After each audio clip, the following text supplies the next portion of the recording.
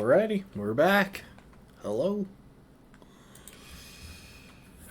So yeah, we're back with Undertale, and as we've done every time I've done this, we're going to sit here and watch the intro cutscene because I actually really enjoy it. So last time, when we left off, we had reached the waterfall area. Oh, hey Kodagi. Welcome to the stream. Yeah, last time we left off, we reached the waterfall area. We're trying Pacifist. Oh, and welcome to the stream, Rafkin. And with that in mind... Oh, what needs to be said? Oh, I did learn about a faster money grinding strategy that we can apparently do right now. But like I said last time... Oh, how to be more Shrek. Welcome to the stream, Lastborn. Alright, let's pick up where we left off. I finally have a bookmark in this. Being unabashedly yourself. Throughout your life, you will encounter all kinds of folks. Tough cookies, wicked witches, cool cats, murderous usurpers, who will all want to get in on your story. Then there are folks who couldn't care less about anyone else's business. They don't care what anyone thinks, that'd be me, of them. Not even a king or queen. It's not rude. In fact, some would say it's actually quite noble. For these grounded individuals are simply focused on being naturally and unapologetically themselves. So the question you must now ask yourself is this: which type of folk do you want to be?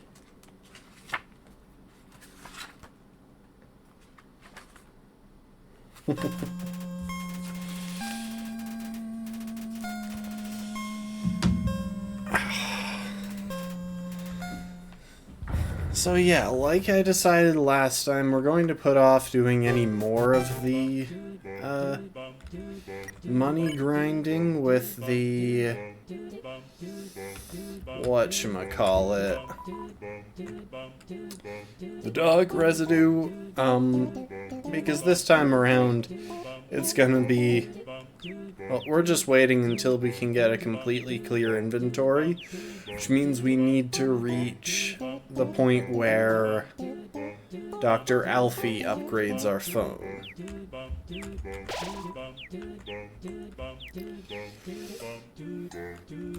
So with that in mind, we've got some decent recovery items. We've got ballet shoes and the old tutu, which are the best weapons that we can have. Well, I mean, I don't even know if the ballet shoes are all that important. I guess we still want a good weapon in case a fight requires us to wear our opponent down before we can progress.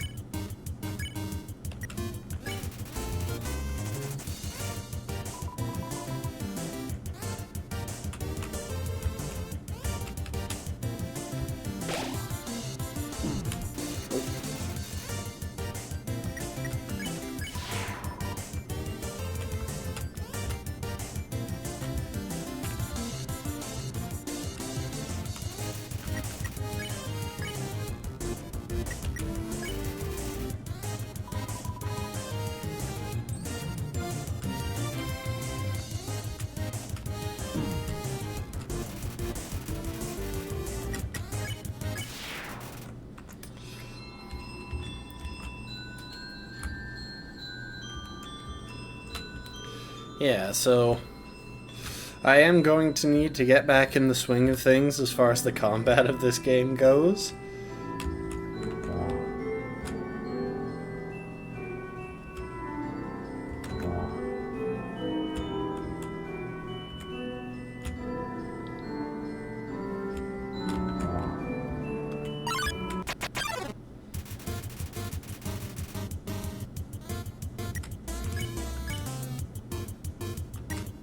I wish I had Temmie Flakes. I should have gotten some.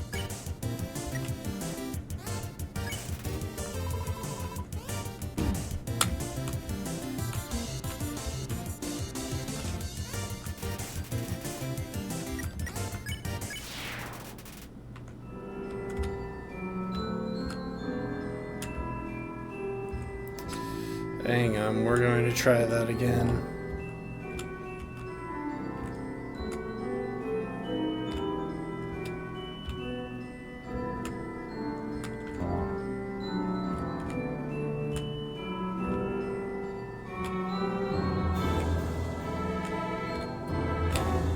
Oh, I see it. Welcome to the stream, Brittle Lizard. I don't know why, but I find that room so stressful, and it's not like there's any real danger. I mean, it's just me in...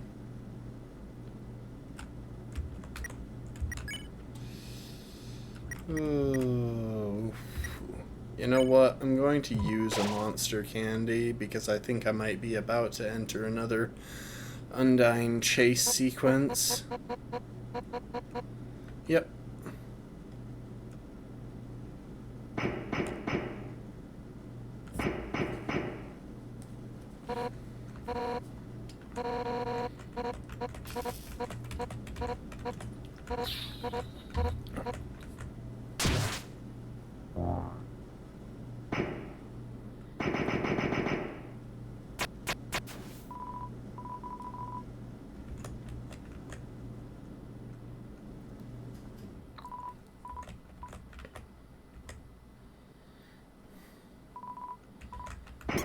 I don't even know the name of that little lizard person, child thing.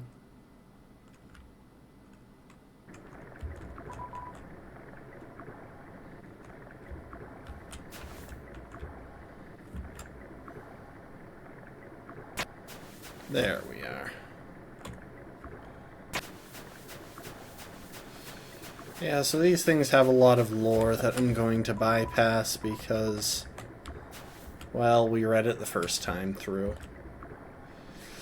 Oh, I remember this spot.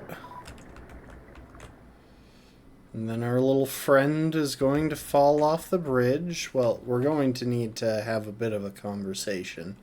So I should be careful about my mashing through text because I think I have to make decisions here. You're human, right?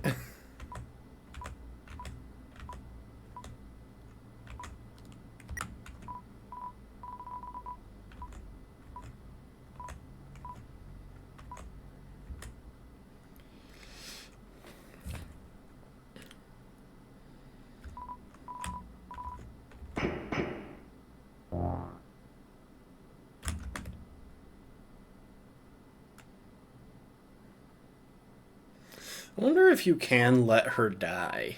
Or him. I don't even know. It's just a lizard.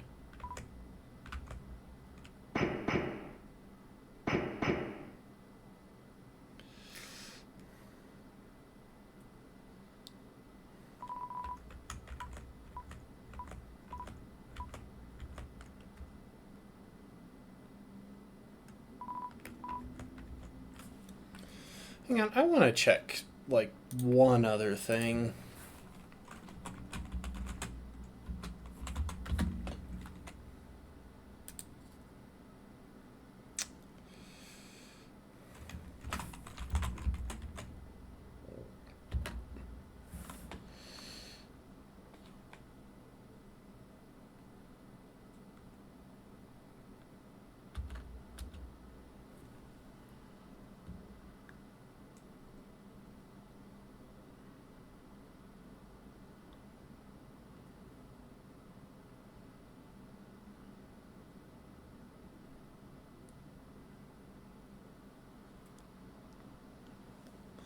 Okay, so Temmie Flakes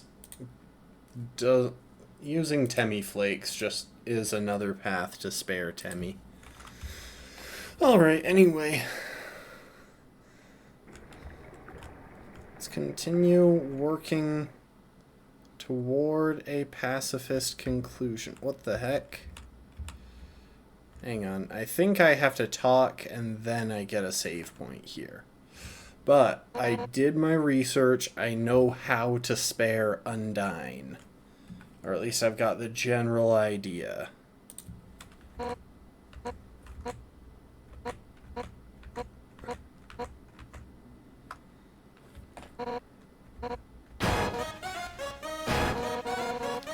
should should I tell you that story when you're about to die?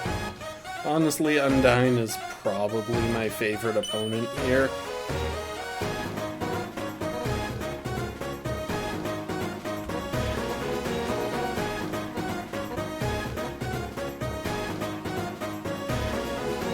Hang on. Your wimpy goody two-shoes stick. Oh, I'm making such a difference by hugging random strangers.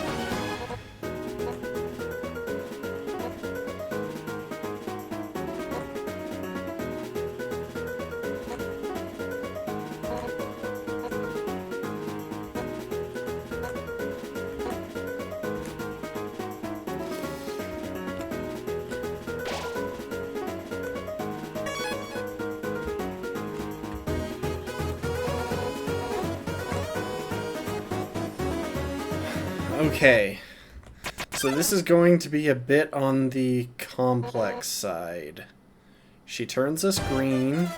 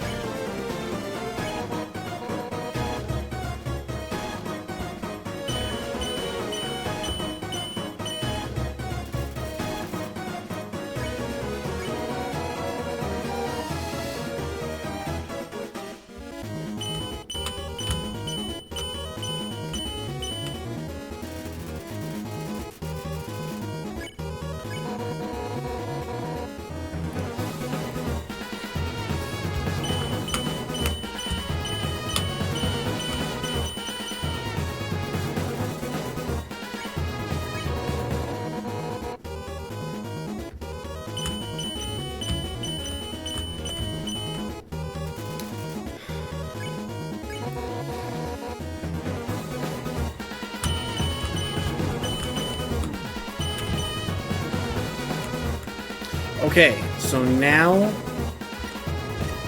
we can flee. And we're just supposed to run as far and as fast as we can.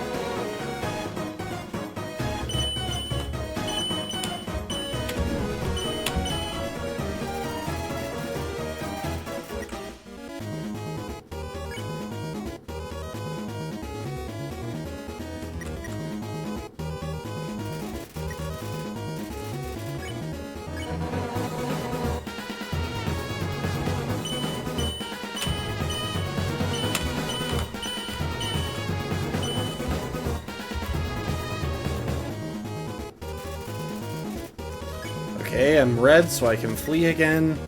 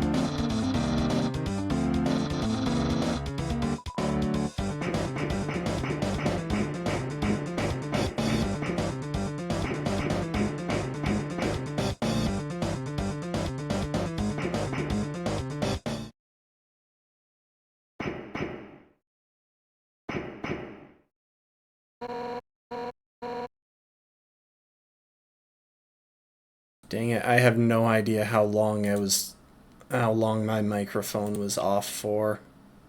That is so frickin' annoying. Ah, well, nothing that I said was that incredibly important. Here is where we get the chance to finally spare her. She is suffering from heat stroke in her armor.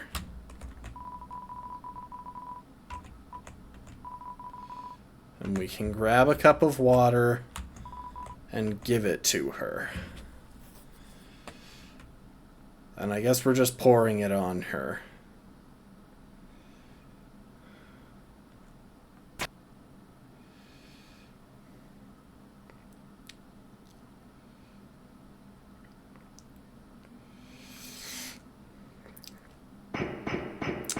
And just like that, she turns and walks away. Now I want to go say hi to Sans. Oh, he's gone. Alright, let's go and find a save point. Oh, hello.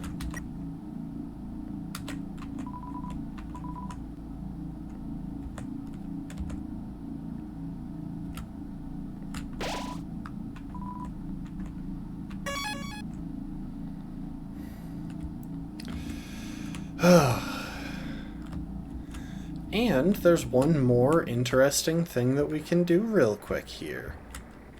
Actually, you know what? Let's go and meet Alphys first. Oh, I honestly love that fight, though. Like, it's difficult. It's so difficult.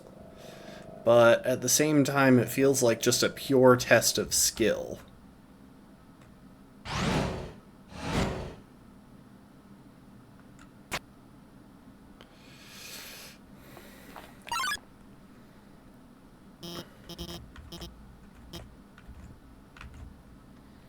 Hi, Alphys.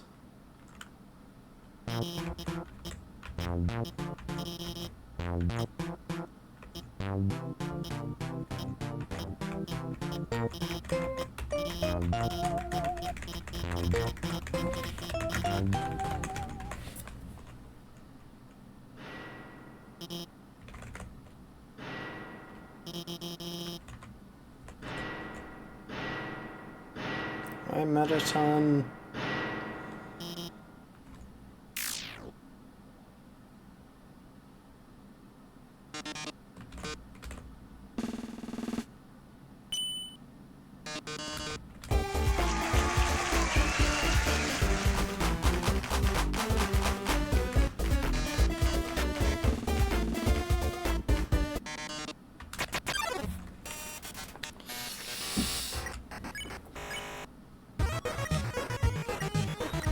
You know what? I'm just gonna cry.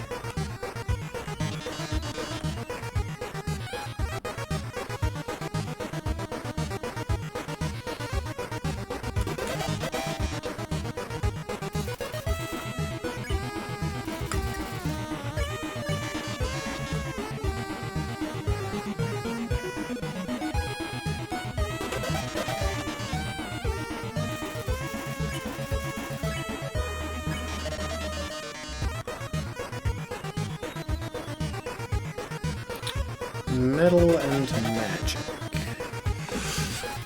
Luckily, I know most of these questions without Asgore's help, but eventually we get to the point where I kind of need it because I don't have time to solve it. And I didn't memorize the letters associated with them.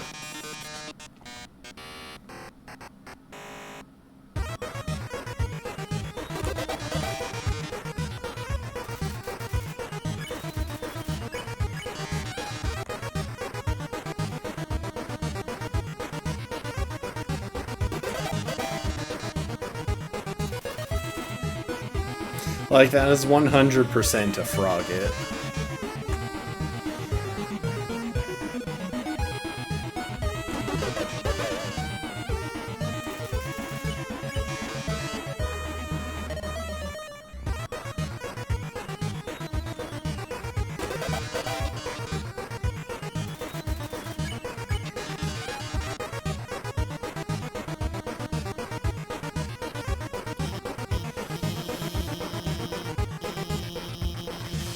Okay.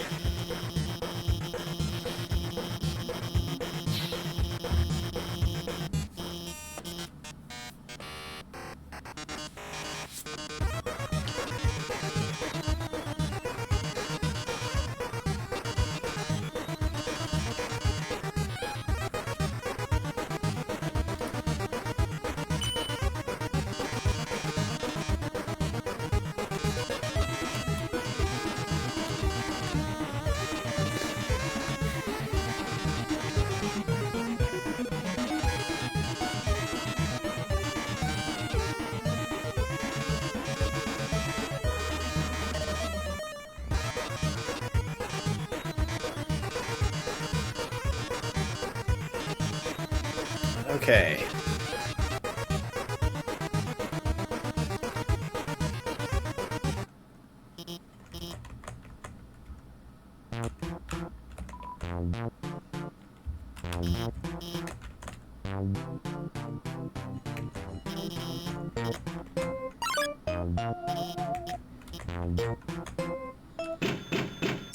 Okay, and she goes ahead and upgrades our phone.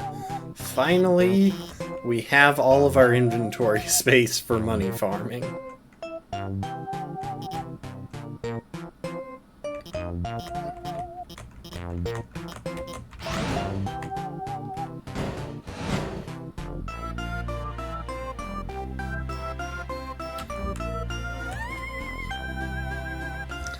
I don't think there's anything that we need to grab up here.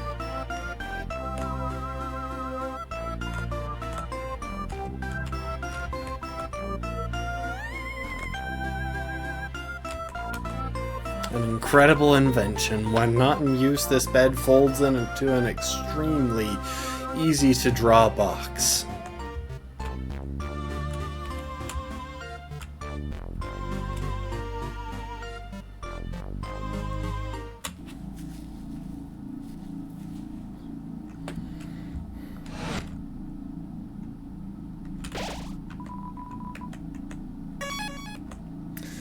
And now,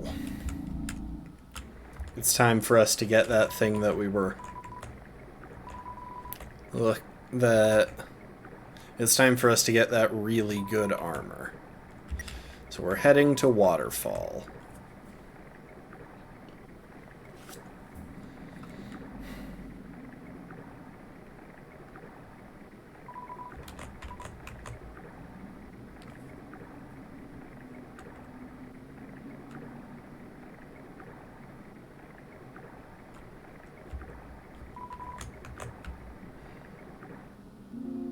And I think this is where we do it too. Yeah, so the strategy here, the fastest option for money farming, is to buy as many cloudy glasses as we can carry and then take them and sell them in Temmie Village.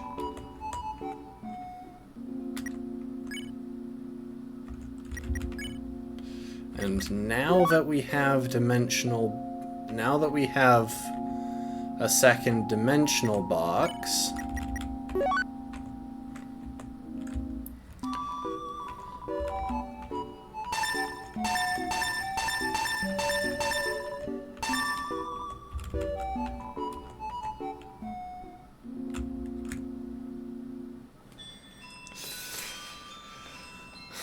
we can afford to put all of our items in storage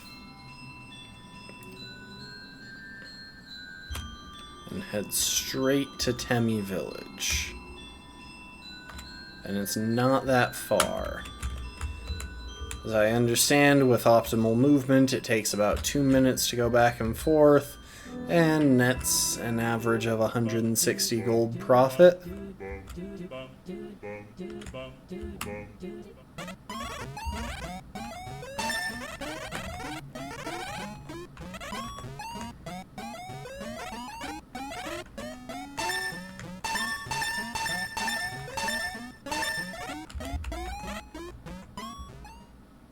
And I am going to save here to make this a bit easier.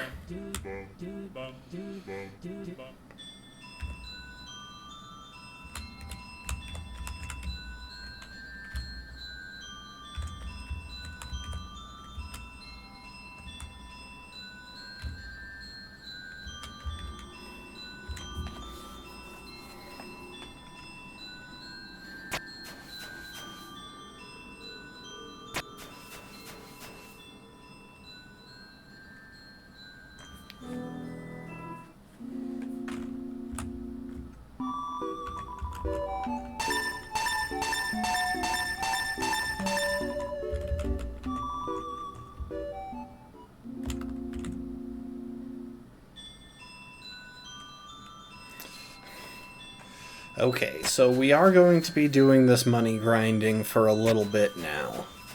But I feel like after the intensity of that Undyne fight, it's not a bad time for a break.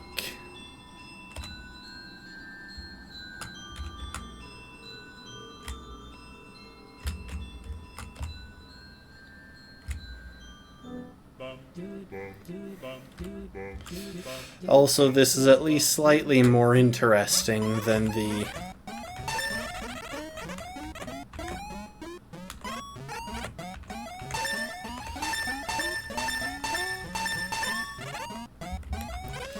This is at least slightly more interesting than the dog dropping strat. Also, we can sell all 8 things as opposed to having to remember to keep track of 7.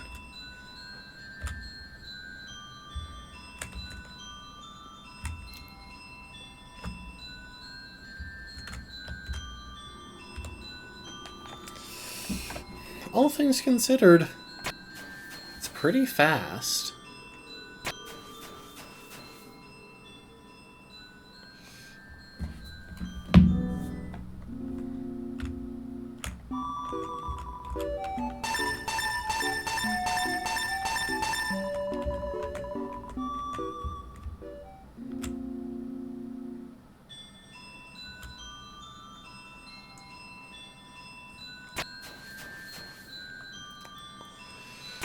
Of course, we need to get to 6,000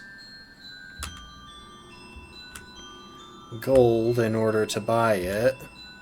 I still don't know why in this playthrough it seems to be less expensive than the last playthrough, where I'm pretty sure it was 9,999.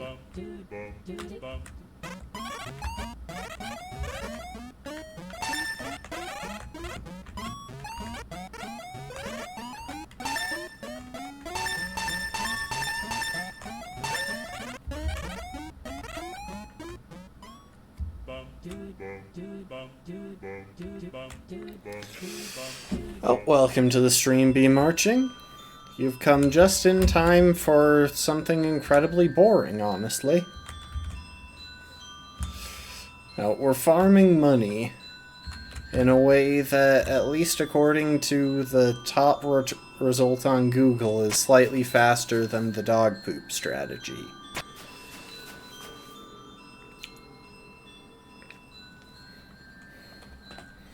And is slightly less brain-numbing for me, I think.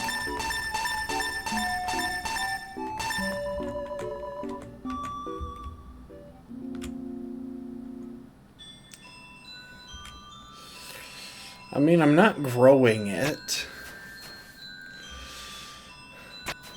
Though I was practically growing it with the dog poop strategy, so fair is fair. No, we're just going and buying a product and then heading off to sell it for more.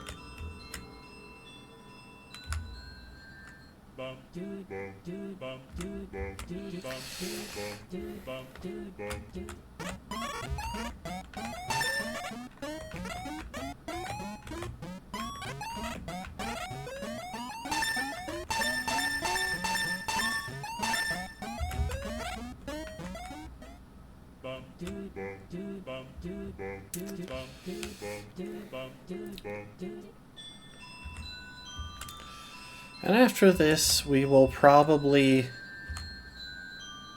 Capitalism Untainted? Yes. Look, I'm already being a pacifist this playthrough. I can't avoid capitalism and violence. It's one or the other, you see?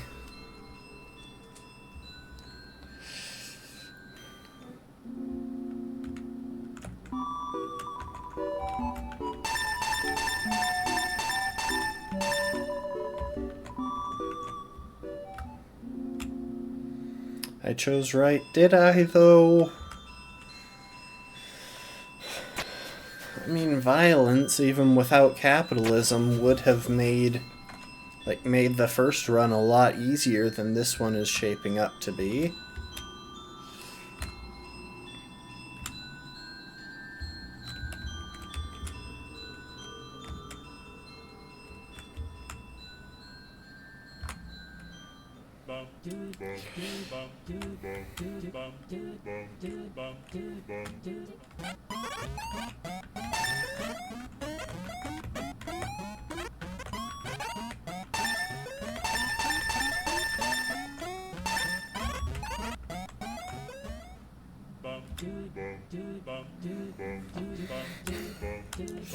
This is faster. It's still not fast.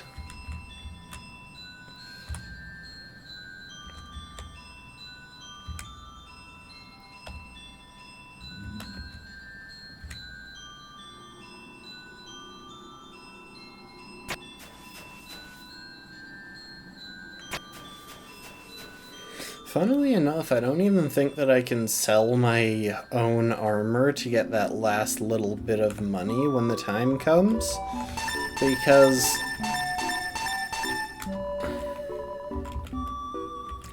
wait, if I buy these, I don't suppose they... dang it. I was hoping maybe they would get sent straight to storage, in which case I could buy more, but that was too much to hope for.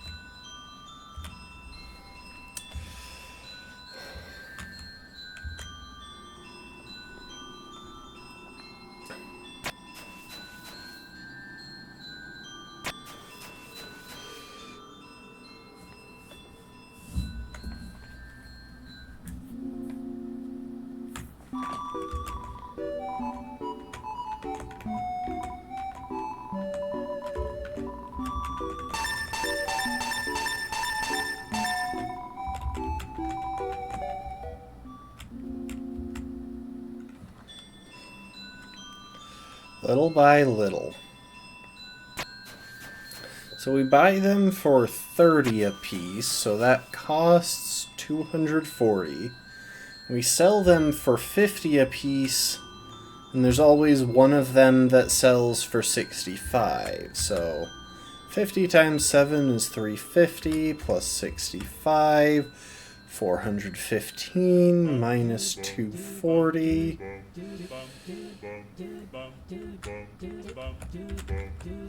175.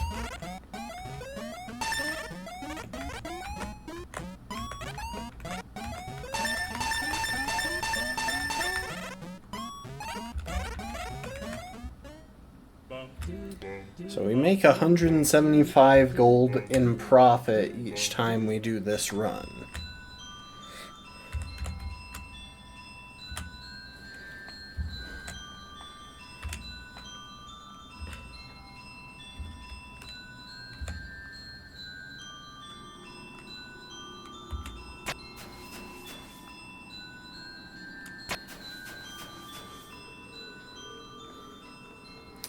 Which, using the rough estimate that I found online saying this takes about 2 minutes round trip, means that we get 10 runs in 20 minutes, so that comes to about 3,500 in 40 real-world minutes.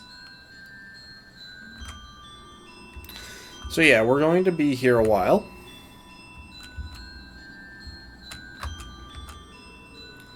Let's see, what story time could we do, perhaps? Is there anything even remotely interesting that I could say here?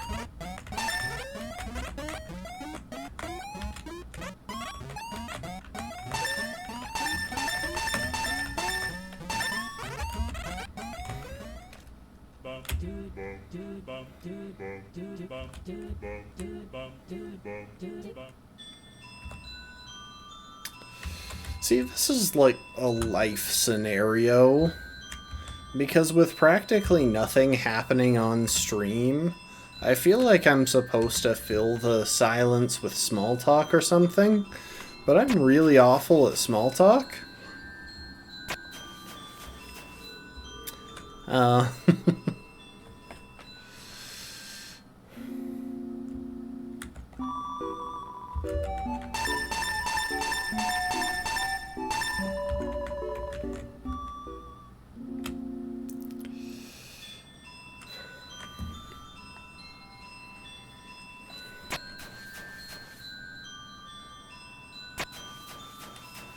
Suppose I could talk about the game that I recently finished in my off-stream time.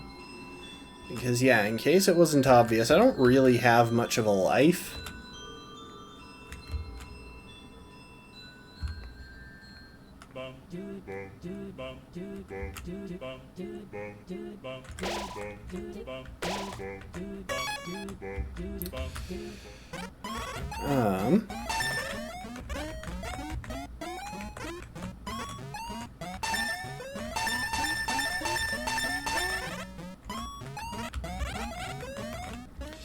But I recently decided to try Star Wars Jedi Fallen Order. So not the one that came out just recently.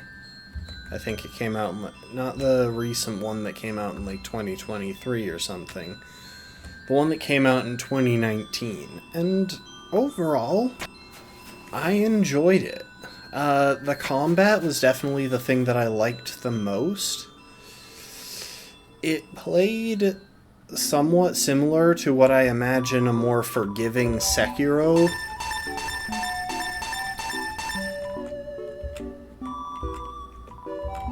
would play like, meaning there's a big emphasis on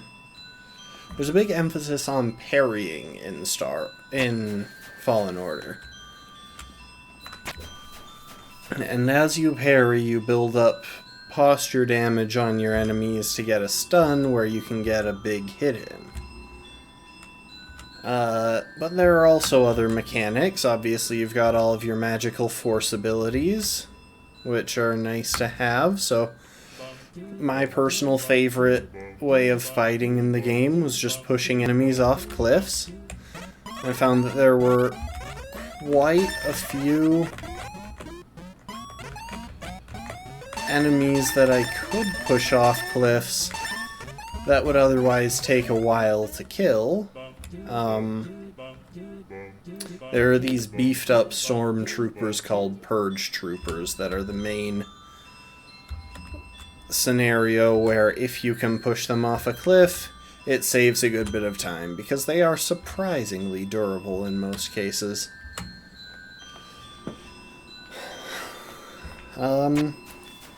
Yeah, just the variety in the combat system and the encouragement to emphasize the parry style of play while also kind of having to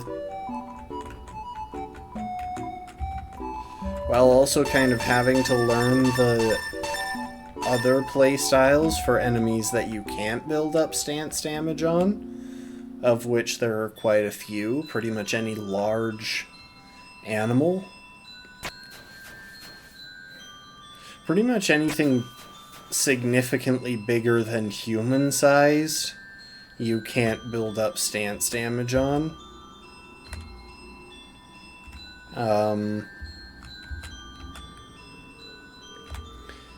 And of course, certain enemies had a habit of running away while you were trying to build up stance damage, and that would give them time to recover.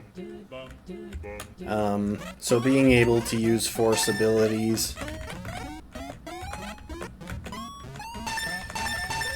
in order to overcome that was another big thing. Overall, tons of fun. The biggest downside was definitely the map.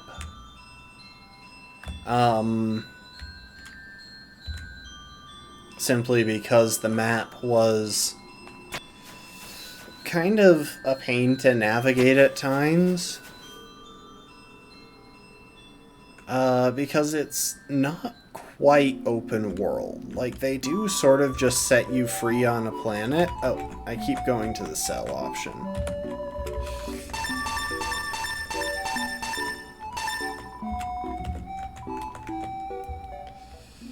Yeah, they do kind of just set you free on a planet to go to your destination, but there are specific linear paths that you're supposed to that you need to follow to get to different places. And it can be really easy to get lost, especially since the map is three-dimensional, which makes it tricky to read. It's a whole thing.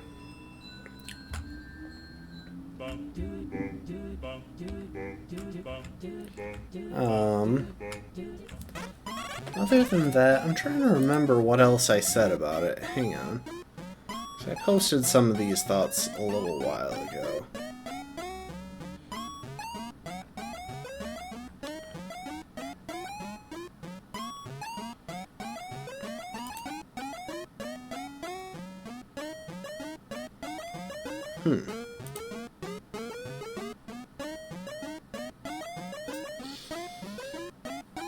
I can't remember what my other... Oh, wait. One thing that I did find a little bit annoying is that there are a lot of scripted lost boss fights where I felt like I could win. And the game just... You know, you have to get the boss to half health and then a cutscene activates and the fight ends. And it's like, no, let me finish the fight.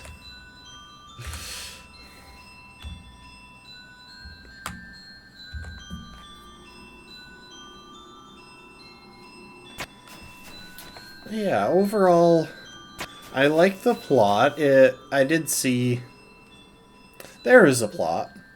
Sorry, I didn't really explain it because I wasn't finished saying what I was saying.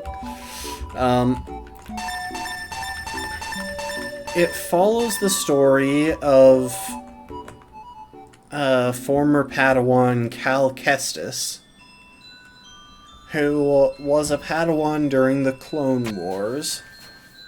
And when Order 66 came in, he escaped the troopers because his Jedi Master sacrificed himself for that. He spends the next decade or so hiding out on a planet called Bracca, which was near which his ship had been orbiting when Order 66 came through.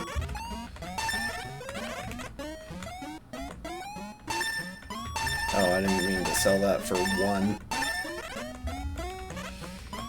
Yeah, he was hiding out. He spent the next decade or so hiding out on Bracca to avoid detection. But eventually he gets found out after saving the life of one of his friends. And he gets rescued by another former Jedi. Well, a former Jedi. Who puts him on the path to trying to obtain a holocron that has a list of Force-sensitive children throughout the galaxy, which could be the basis for restoring the Jedi Order. And to do that, he has to follow a trail set down by a Jedi Master prior to Order 66. and an ancient people called the Zepho. So yeah, that's the general goal of the game.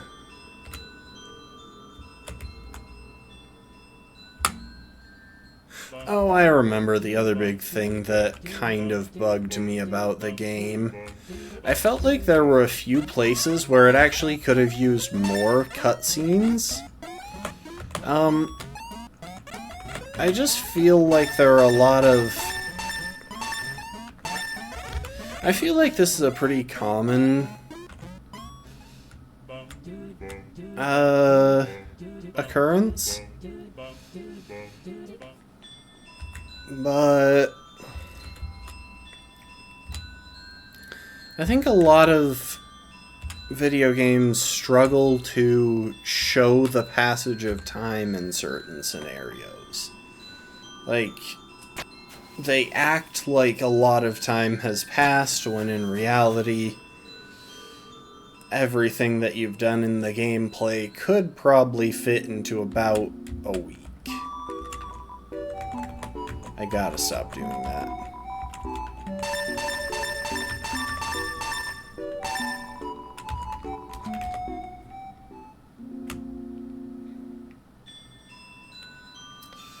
And I get it, it's a difficult thing to demonstrate the passage of time without deliberately slowing down the gameplay or adding in a scripted day-night cycle or whatnot. But then again, there are games that manage to do it really easily. One thing that I always find amusing in Elden Ring is that when you leave the little hub,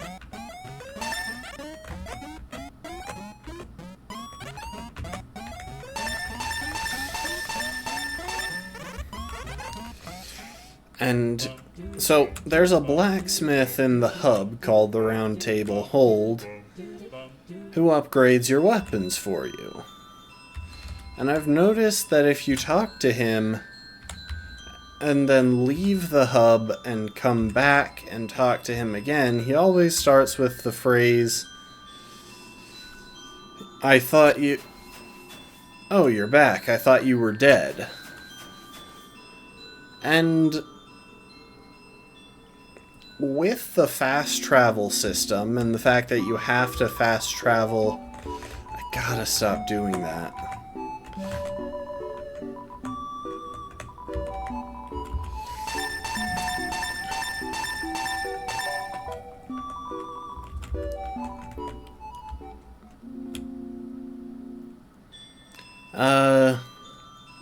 With the fast travel system and the fact that you have to fast travel...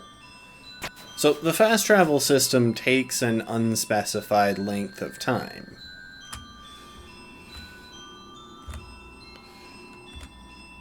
Which is kind of a common thing. And the fact that you have to fast travel to get to and from the Round Table Hold means that literally any length of time could have passed between when you were last there and when you get back.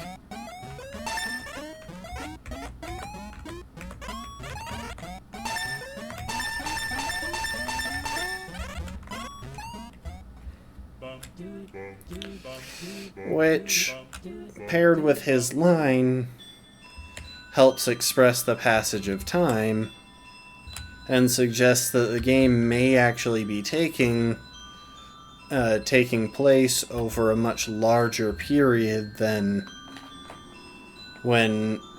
just what you're seeing.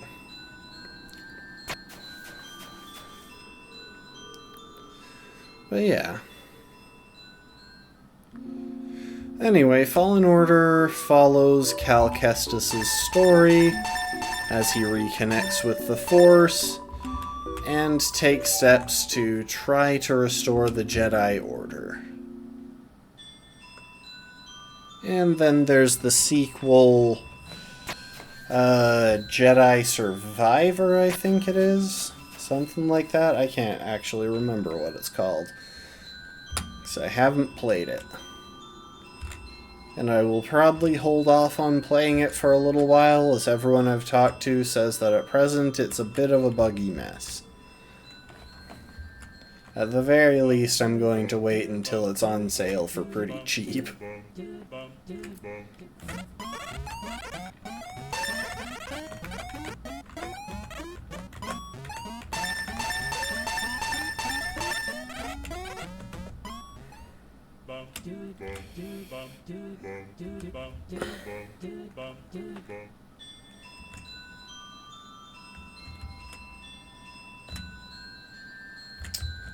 You know, another interesting case where time in games moves strangely is definitely Hollow Knight. Because Hollow Knight is the exact opposite situation of Elden Ring. In Elden Ring, you could have, like, hundreds of years pass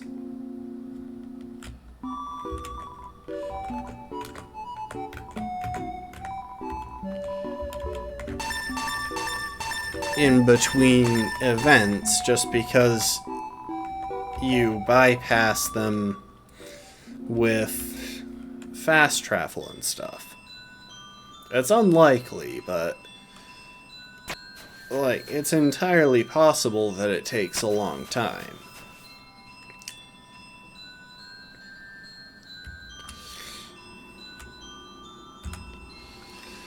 On the other hand, Hollow Knight takes place in a world that's in stasis. It's kind of frozen in time. And the events of the game literally take place over the course of one long night. That doesn't end until the ending events of the game.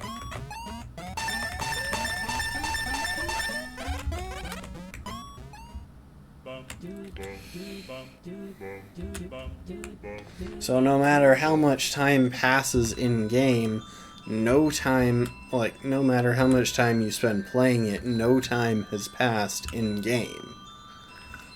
Events carry on, and take an unspecified period to do so, but it's still the same time, the same day as it's always been.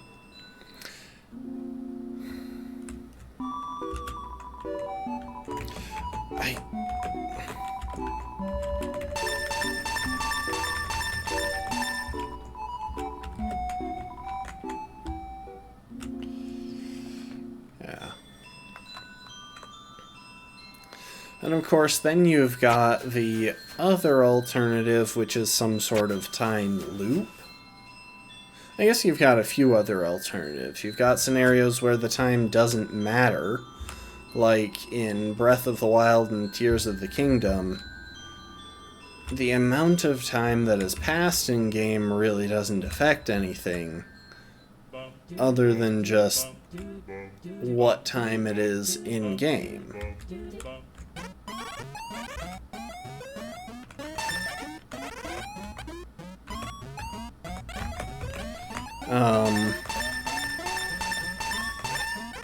And of course, there are time loop games like Majora's Mask, where you get the chance to... where you have to experience the same time period over and over again, and usually in those games, time is critically important because it's one of the main focuses of the plot. So you've read a book where most of the action happened at midnight without a single second passing? That's interesting. What book was that?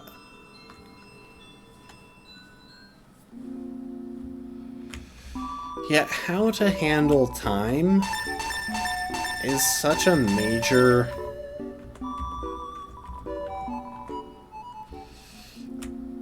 aspect in pretty much any story. It's called the Midnight Library. Interesting.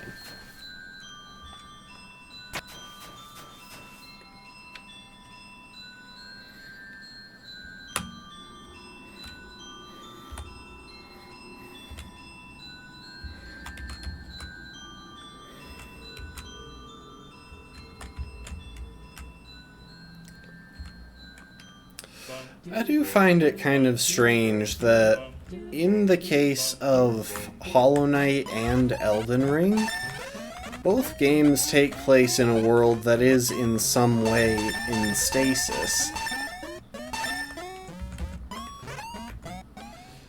And yet one of them accomplishes it by having untold ages pass in the game as, like, in the blink of an eye, as your character flits in and out of those ages, while the other one has it happen by quite literally freezing or denying time and just shutting down the natural progress of the world to where it all takes place in one long night. Main character tried to commit suicide. The whole plot happened while she was in the process of dying. See, that's interesting. That really is an interesting combat, you know. I had an idea. Once upon a time, I had aspirations to be a writer. I haven't really bothered writing anything in ages. I don't really feel like being that in touch with my emotions and thoughts. I prefer to just let them be as silent as I can make them be.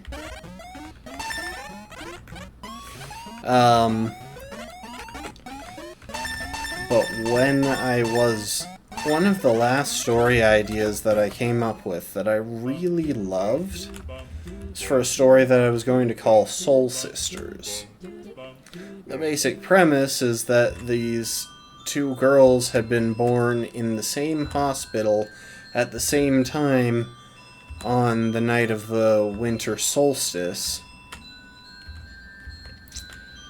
And as a result, they had formed a bit of a telepathic connection, where every time both of them were asleep, their souls would swap bodies.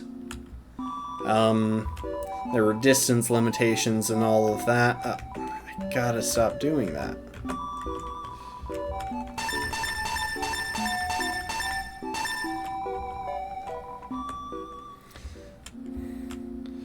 But the premise was that up to a certain point, this pair had grown up, swapping bodies and swapping bodies every night. And they had been closer than sisters. Then eventually the parents in one of their families decided that the kid from the other family was a bad influence on their daughter, so they decided to move away.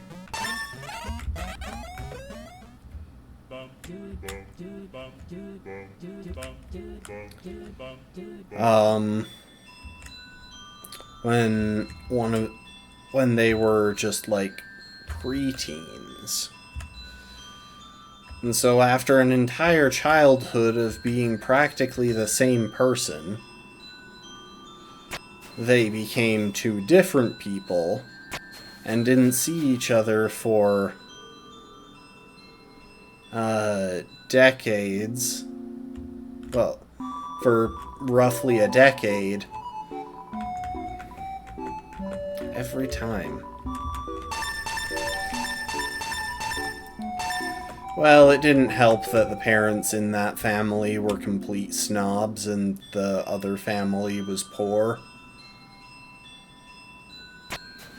Anyway.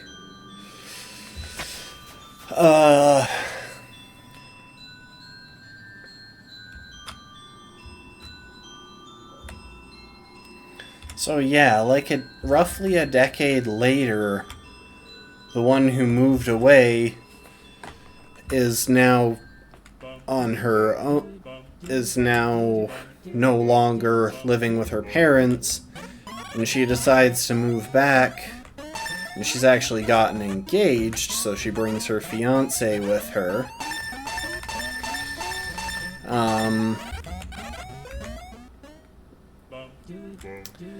And by this point, it's kind of assumed that both girls have somewhat convinced themselves that the soul-swapping thing was sort of just imaginary, because how are you supposed to reconcile that happening and convince yourself that that really was happening when it no longer is? But anyway, this girl moves back. She wants to see her best friend again, and she wants to have her soul sister at her wedding.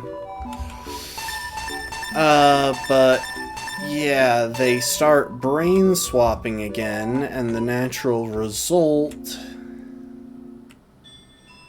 is that the soul sister who stuck around winds up falling in love with the other soul sister's fiance, and that's the focus of the story. The developing emotions from that sister's perspective, and her eventual inability to deal with the situation. And the final scene was literally going to be her attempting to drown herself, and as she sinks into the river, she falls unconscious. And so it leaves it at kind of a cliffhanger, because she falls unconscious as she's drowning, and it's happening at night, so it's entirely likely that the other soul sister is asleep.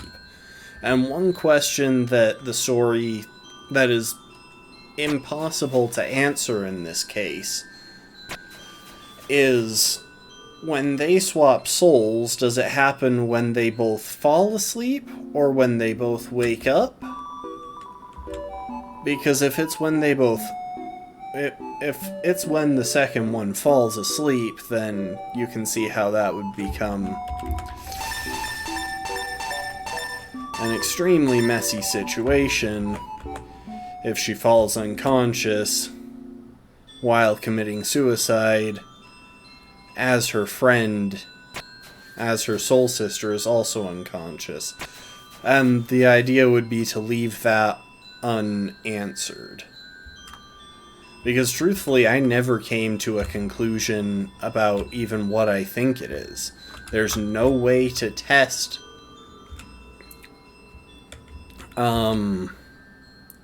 There's no way to test that without one of them never waking up.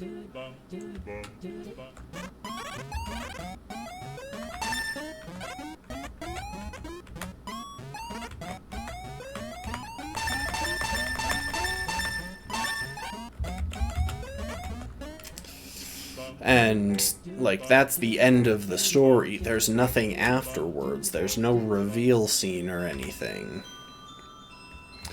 So yeah, the idea was for it to be this romantic tragedy.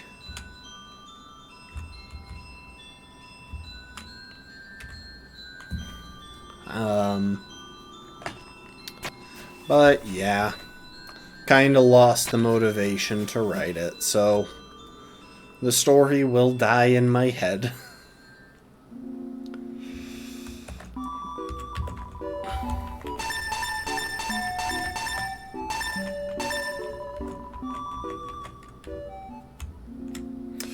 I will say that it's one of probably two stories that I came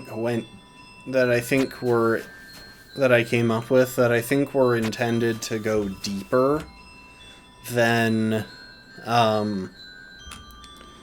just kind of a Harry Potter style thing, a Harry Potter or Hunger Games style thing.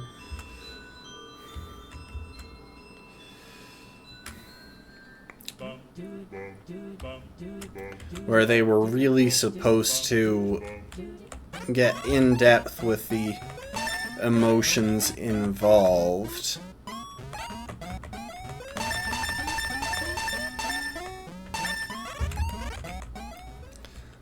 The other big one... I never really came up with a title for this one, because the other big one was a story that went through a few iterations in my head before I finally settled on a concept that... Oh, I accidentally hit buttons on my desk. Before I settled on a concept that I really felt had some sort of meaning and that I felt was really worth trying to write. Where the general idea of this other story would be that it's set in a somewhat dystopian future, 50 or 100 years down the line, where chemicals had been discovered that would give people who took them access to what they consider magic. Basically, it's an ability to manipulate things to break the rules of physics. Like, that is the fundamental concept behind magic in this world. And it wasn't a fast magic system like Harry Potter. I had this idea in my head that it would be really cool if this happened through rituals and,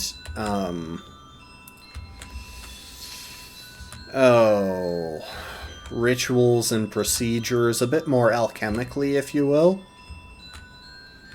Like, the more in line of, like, Wiccan magic or alchemy than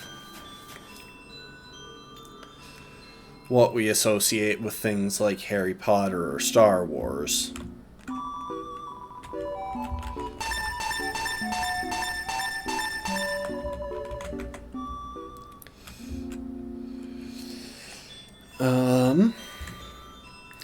Anyway, that's the setting.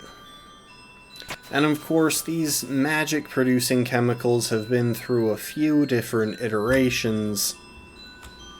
And in the earliest scenario, the original chemicals that made them were quite addictive. They were extremely drug-like, whereas now safe alternatives have been developed that don't cause dependence, things like that. And I promise that's relevant to the story. Anyway, the other big thing is that the emergence of magic caused a pretty vast societal collapse in this story. Thank you for the hydrate, Lastborn.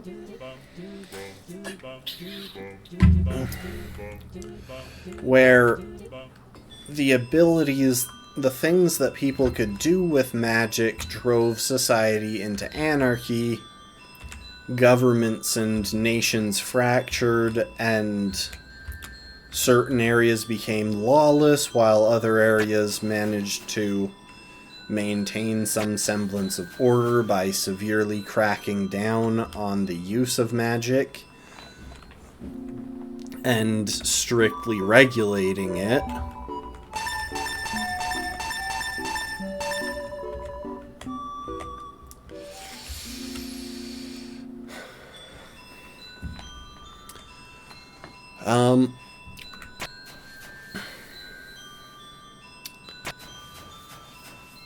And then we get to the main character, who was going to be a teenage boy in one of these societies that has managed to hold together simply by being extremely restrictive about the use of magic. I can't quite remember where I was thinking it would be set. I think somewhere in, like, New Mexico or something. Anyway, one of the regulations that was instituted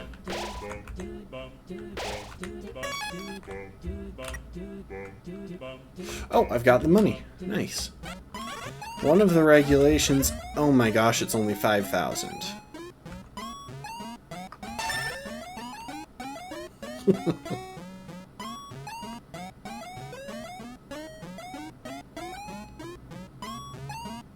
Also, I just realized I had 11,000. I think I could have stopped this a while ago.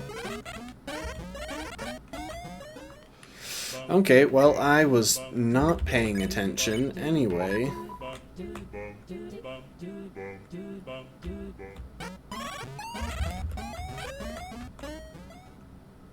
Hold up.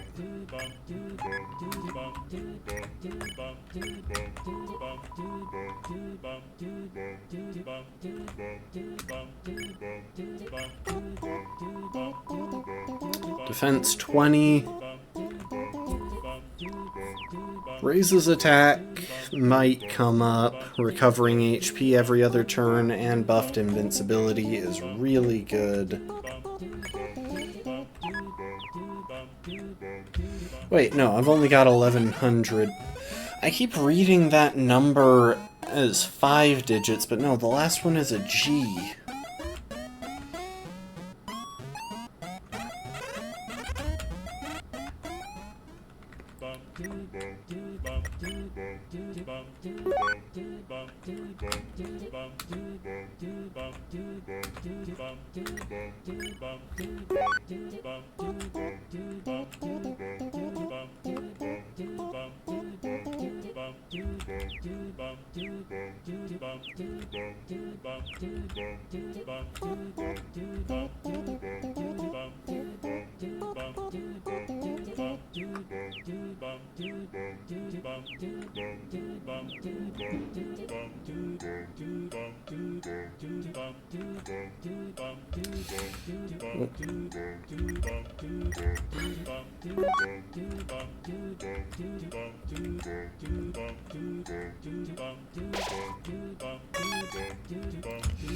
Alright, anyway.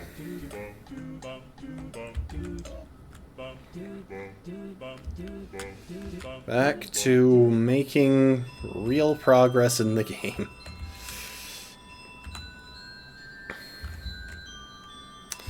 So yeah, one of the regulations that was in place in this society was the strict monitoring of the power level of anyone who was learning magic.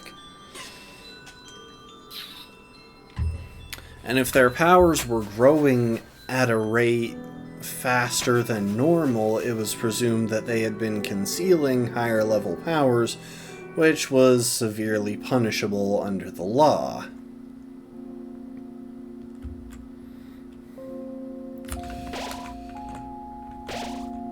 And that is what happened to the main character's older sister.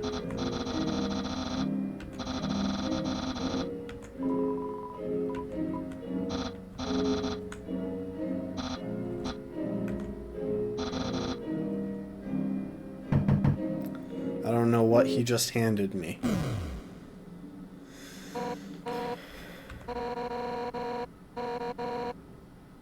Extra private one-on-one training. Okay, so I guess they're a thing.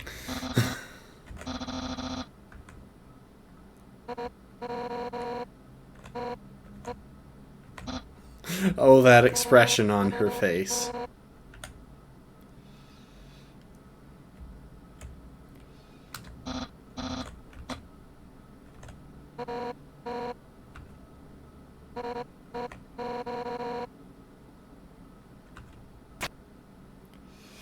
Oh my.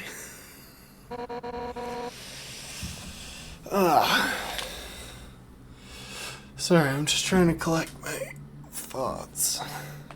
Oh well, we'll play through this cutscene and then I'll try and pick up where I left off.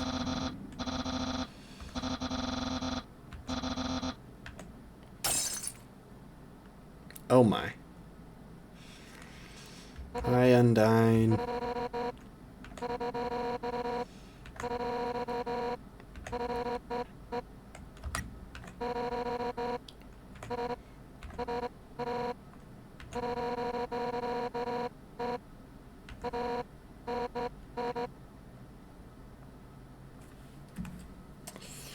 Hang on, I want to see if this response is important.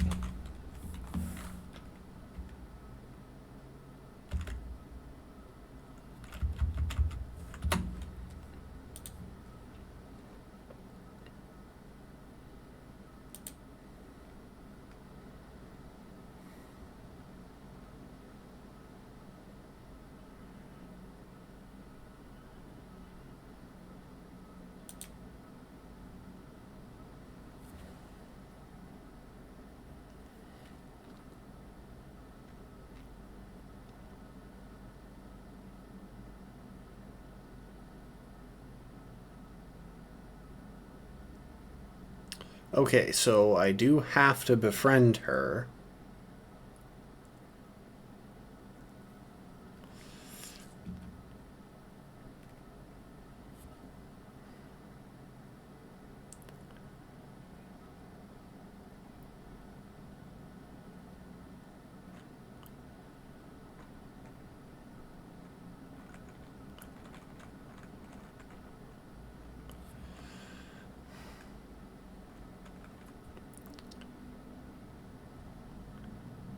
I don't think I have to give a specific response here.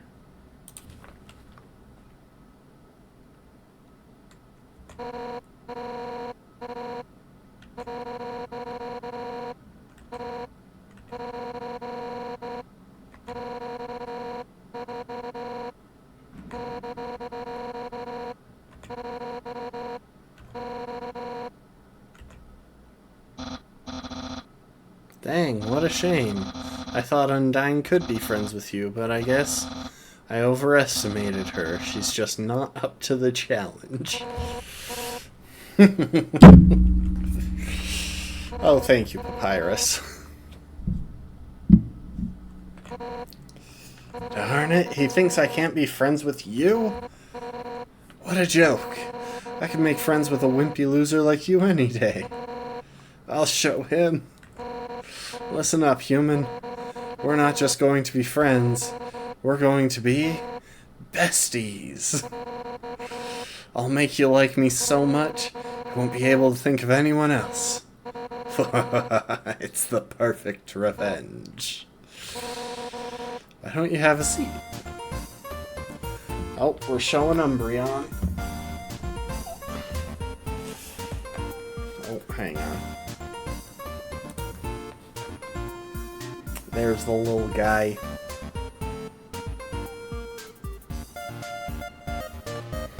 Look, two little guys. The little guy here and the little guy there. The bigger little guy there, obviously. Alright.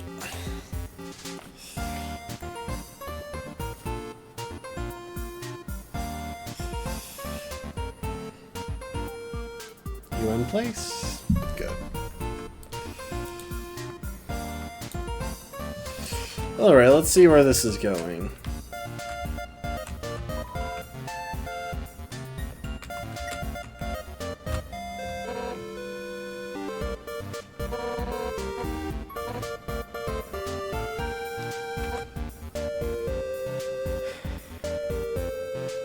Pacifist bad? Look, I already did a neutral ending, and I kind of wanted to see how this goes, because I felt bad at the end of the neutral ending.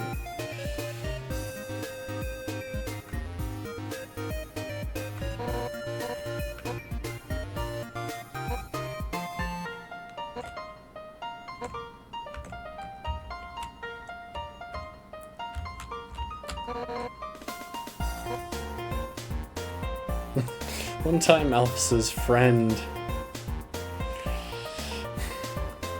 came over here. All he did was lie seductively on the piano and fed himself grapes. I don't really like that guy, but I admire his lifestyle.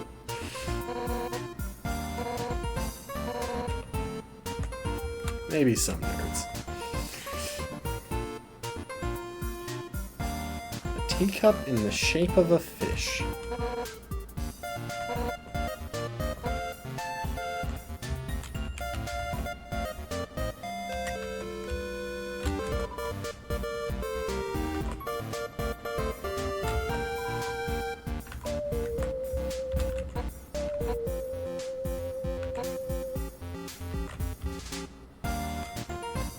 Alright, I'm going to look inside the bone drawer.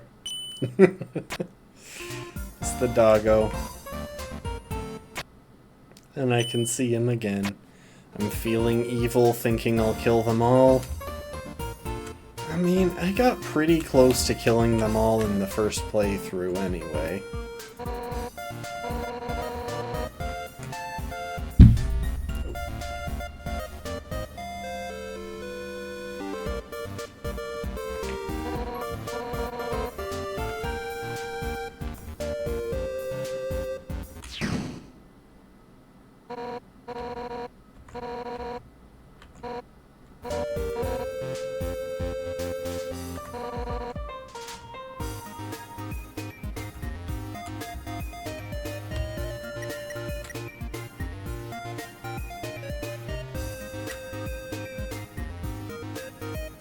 Tea box, blatantly correct choice. Hot chocolate, green cylinder.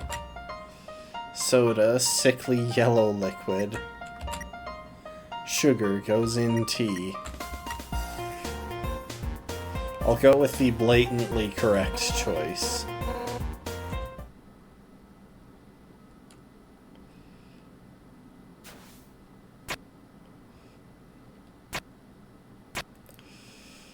I may or may not have seen a slight spoiler for what's about to happen when I looked up the pacifist stuff on the wiki.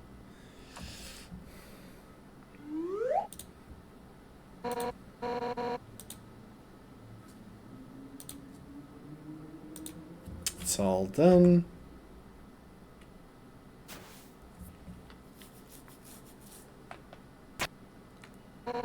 I don't know how that's going to stay on the table when the table is cracked down the middle.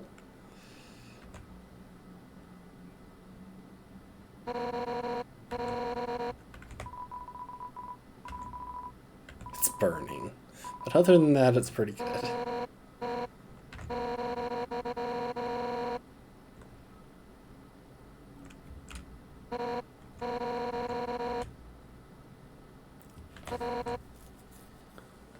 Golden flower tea, Asgore's favorite kind. Interesting.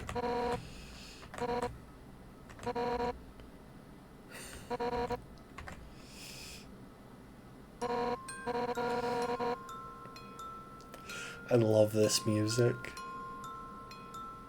To prove that I was the strongest, I tried to fight Asgore. Emphasis on tried. Couldn't land a single blow. Worse, the whole time he refused to fight back. He apologized and said something goofy. Excuse me, do you want to know how to beat me? From then on, he trained me. During practice, I finally knocked him down. I felt bad, but he was beaming. Never seen someone more proud to get their butt kicked. Long story short, he kept training me, and now I'm the head of the Royal Guard.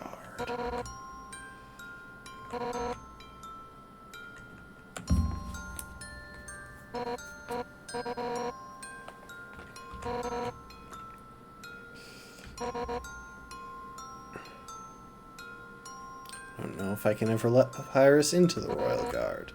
Don't tell him I said that. He's just, well, it's not that he's weak. He's actually pretty freaking tough. It's just that he's too innocent and nice.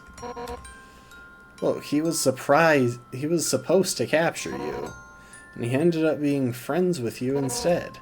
You could never send him into battle. He'd get ripped into little smiling shreds. That's part of why I started teaching him how to cook, you know? Maybe he can do something else with his life.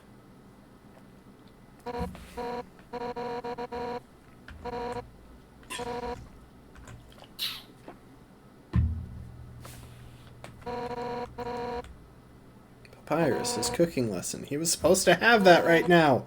And if he's not here to have it, you'll have to have it for him.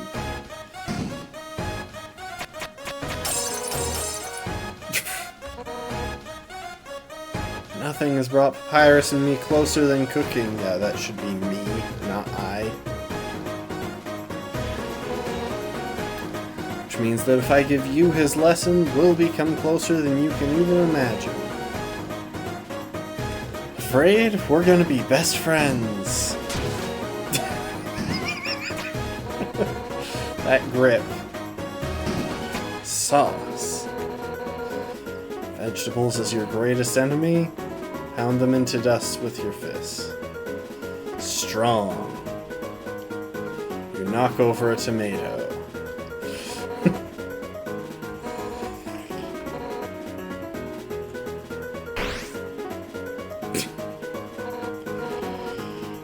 Scrape this into a bowl later. I'm starting to understand why Papyrus isn't a great cook. Homemade noodles are the best, but I just buy store brand. They're the cheapest. Just put them in the pot. Fiercely.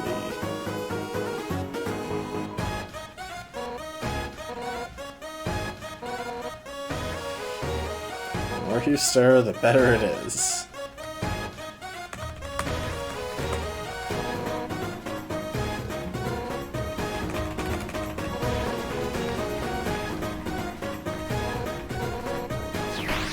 Yeah, I physically couldn't do it faster. That was as fast as the animation was going. Turn up the heat.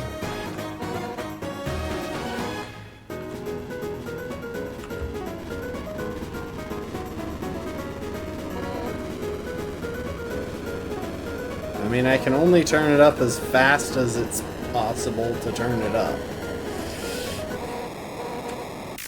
Wait, that's two?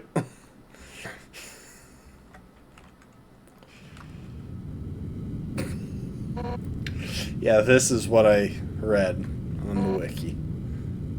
No wonder Papyrus sucks at cooking.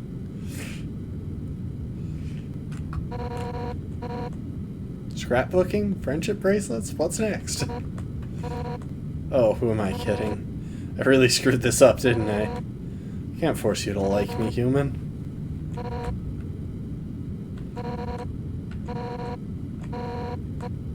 If we're not friends, it means I can destroy you without regret.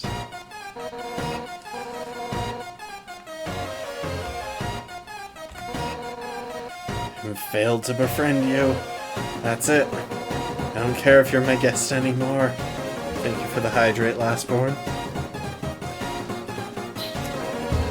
One final rematch, all out on both sides. It's the only way I can regain my lost pride. Now come on, hit me with all you've got.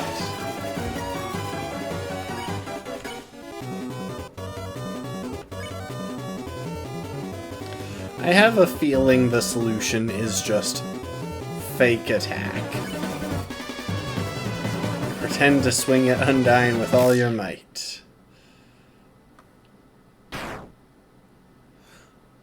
Road?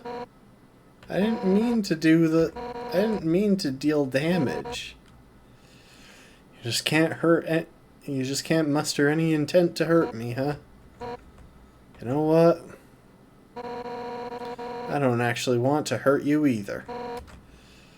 First, I hated your stupid saccharine shtick, but the way you hit me right now, it reminded me of someone I used to train with. Now, I know you aren't just some wimpy loser. You're a wimpy loser with a big heart. She's talking about Papyrus, isn't she? Just like him.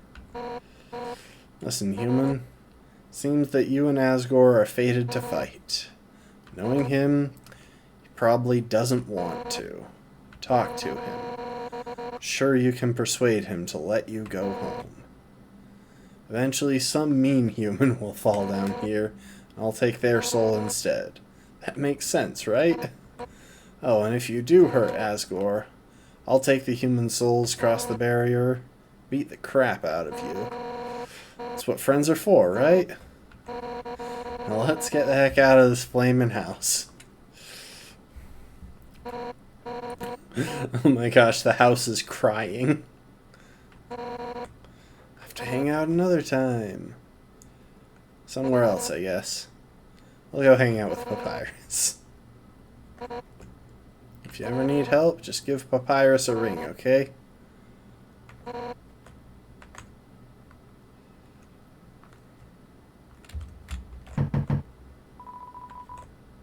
Sounds like only fire lives here now.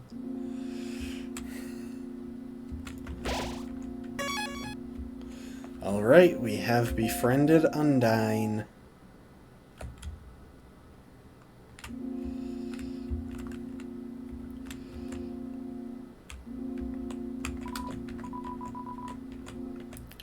Kinda want to go this way to see if the ice cream guy is still here, because if he is, I'm totally going to buy more ice cream.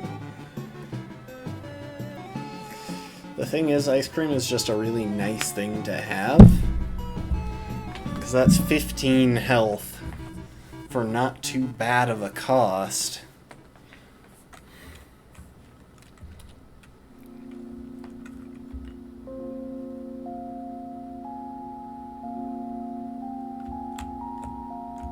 Is he still here? No, he's not. Dang it. And by the next time I see him, he won't have any ice cream to sell. Hang on, let's say hi to Sans real quick. He was right over there.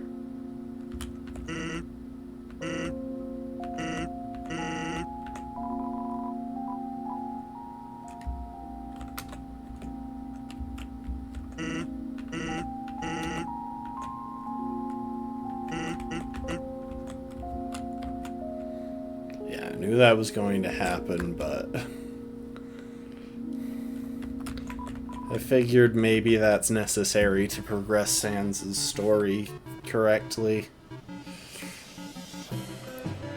Anyway, we will probably go and visit Undine and Papyrus back in Snowdin.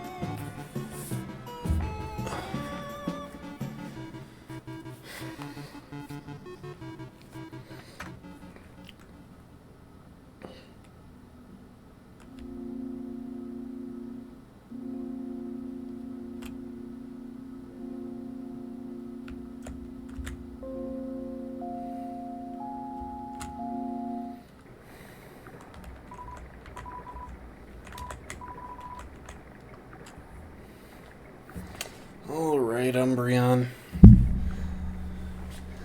Time for you to go back down.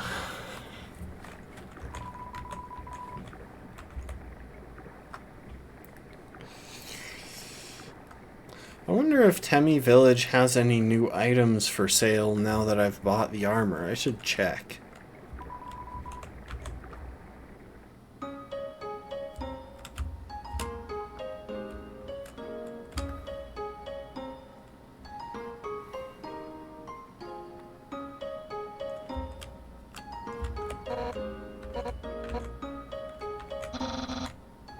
How can you stand this cold? I have no skin. So why don't we stand in Grillby's instead? Because I hate grease. You don't have a stomach. No, but I have standards.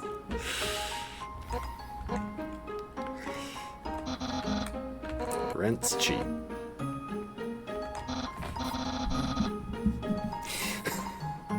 Don't you live in a huge house? Yeah, but my brother pays for it.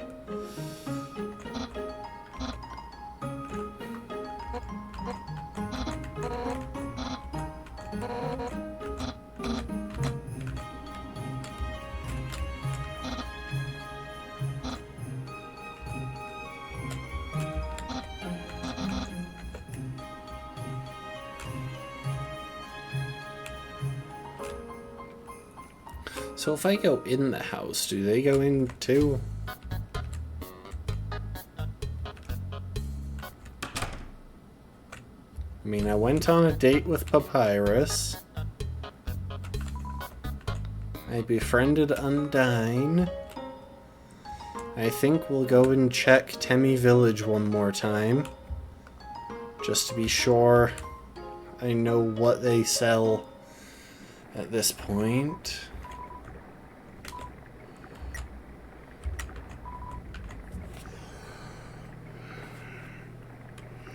And then we'll progress into Hotland.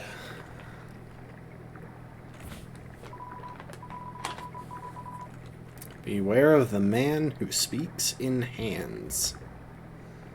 I don't remember that character.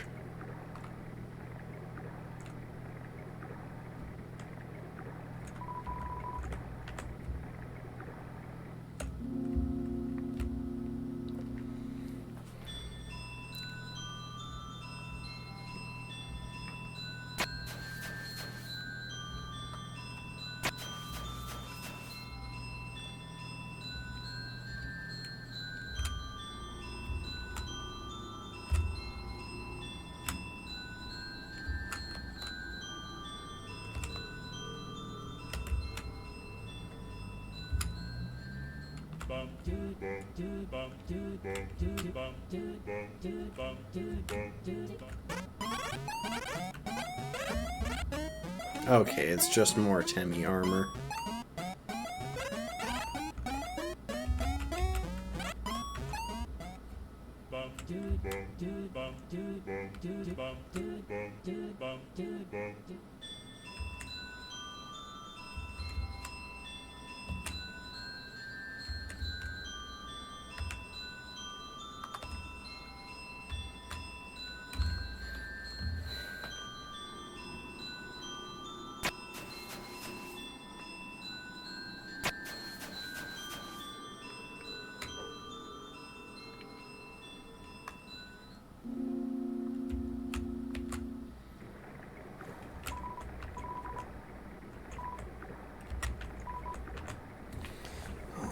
Right. I love that boat.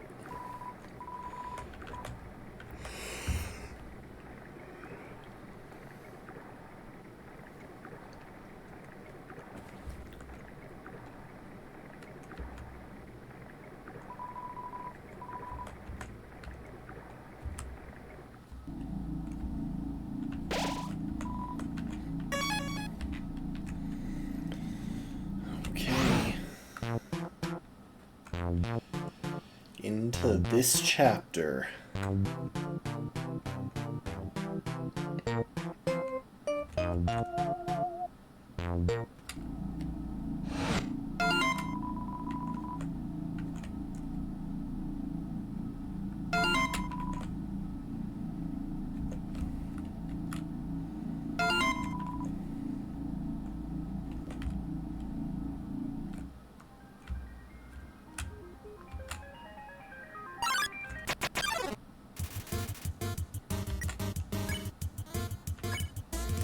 Pretty sure the solution here is just hug.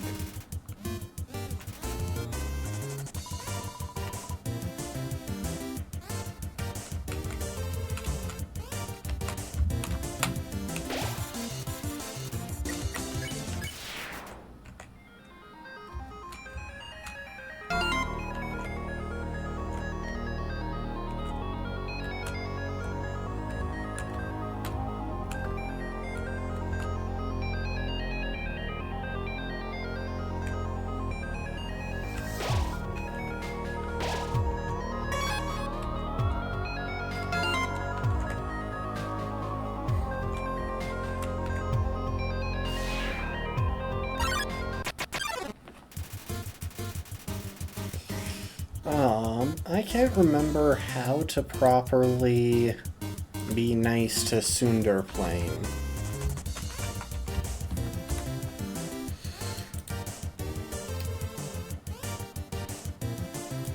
Strategy.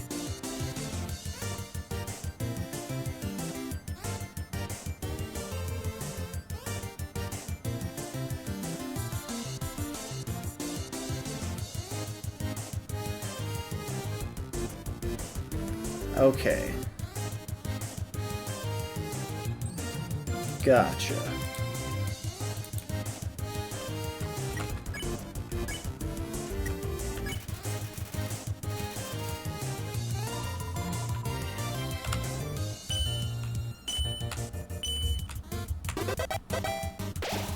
There we go. That little jingle means that I can spare Sunderplane.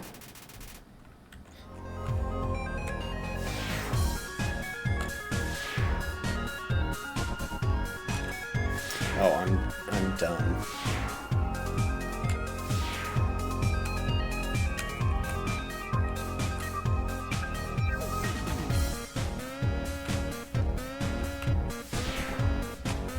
I probably want these. So the burnt pan has a higher AT than the ballet slippers.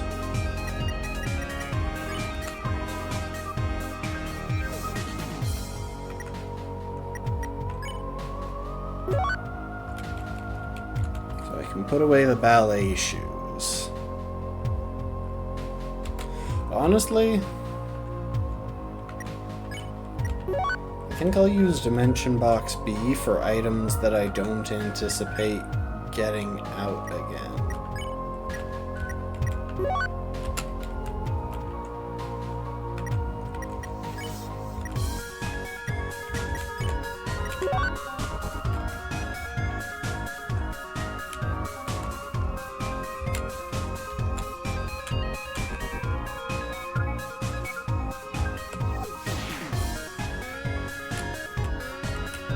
Alright, this is... wait, hang on. Oh, right, progress is up this way.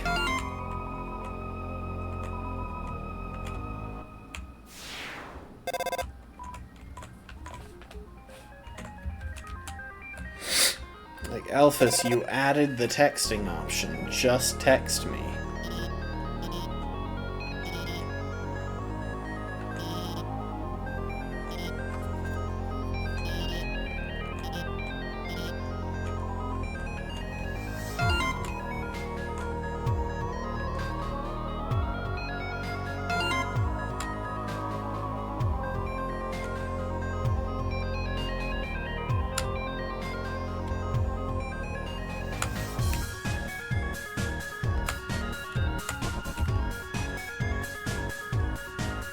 I messed that one up the first time I did it.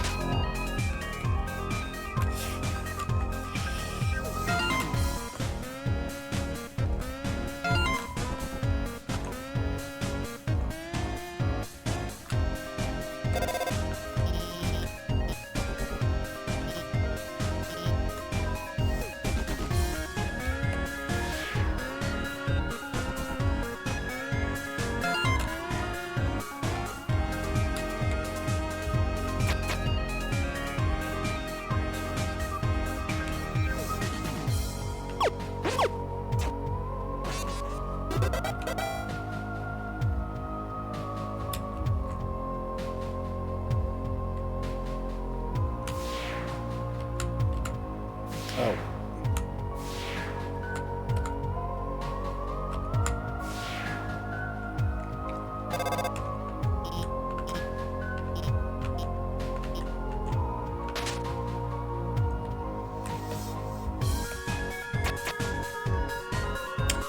Okay, let's see now.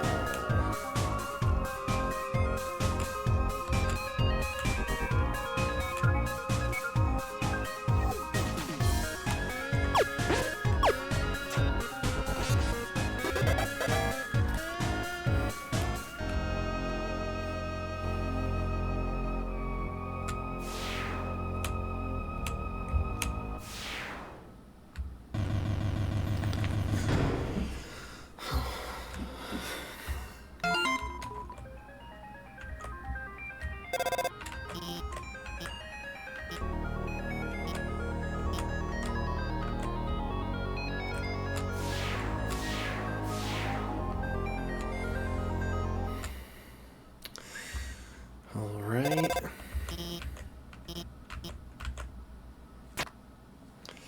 And now we're on to Metaton's cooking show.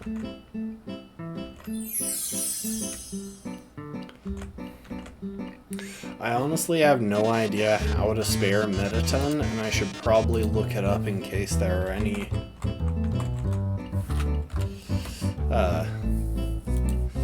important things to note.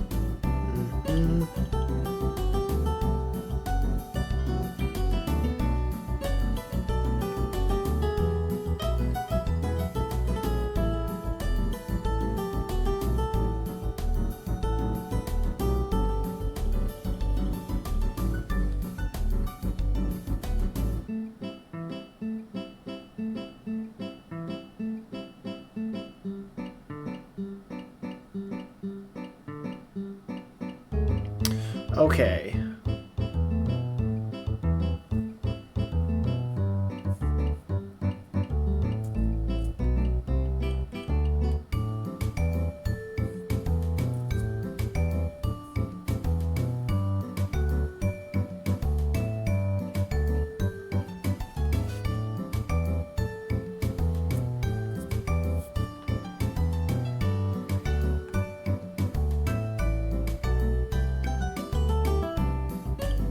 Gotcha. I'll probably want that tab open, actually. But it looks like all of the choices for being a pacifist are in the final fight with Mediton.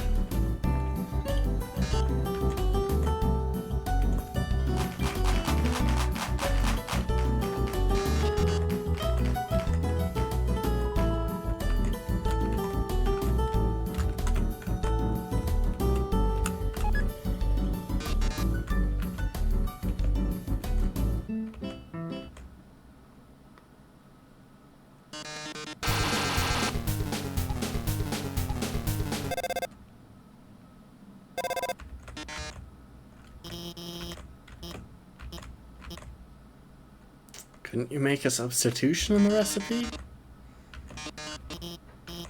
What if someone's vegan?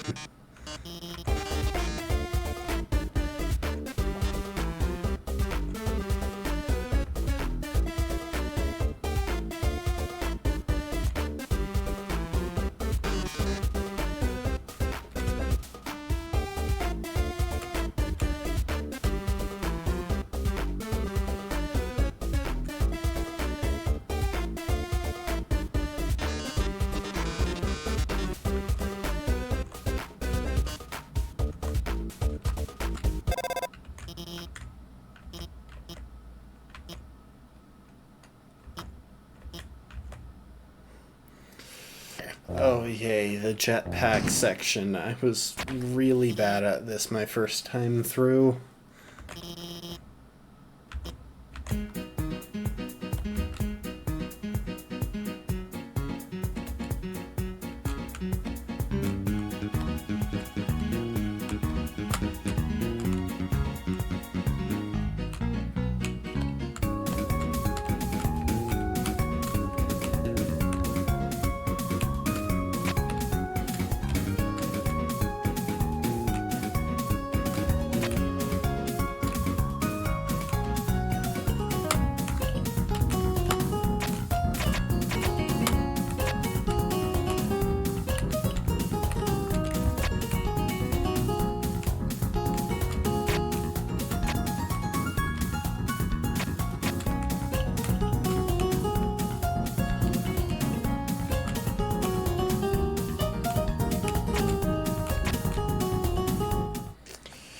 Oh.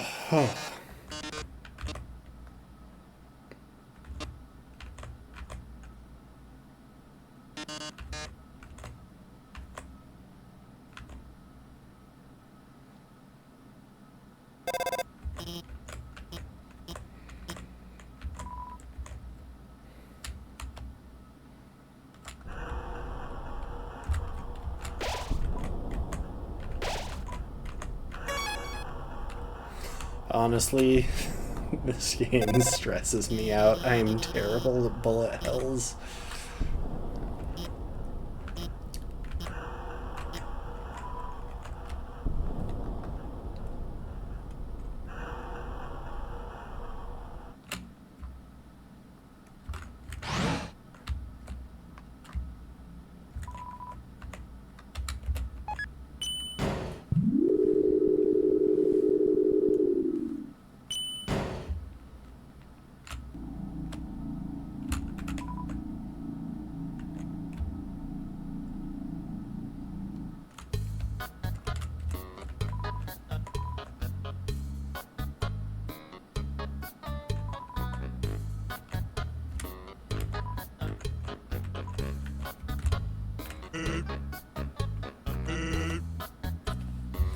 Okay, how much does a hot dog restore?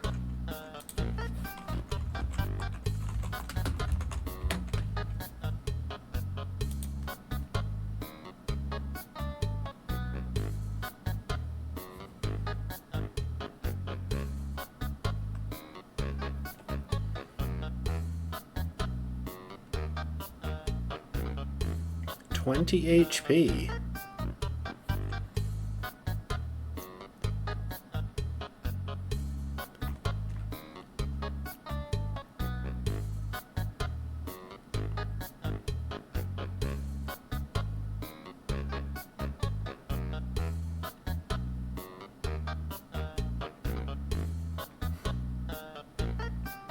Okay, yeah, this is worth buying, I think.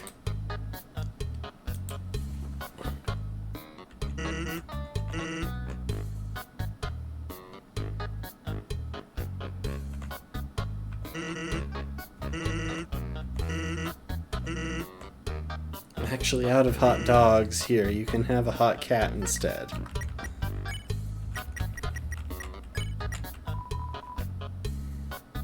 The meat is made out of something called a water sausage.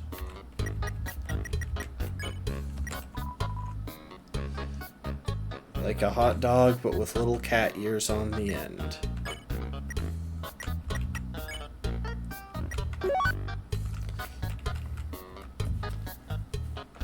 Okay, for the moment, we'll keep the hot dog and hot cat put away.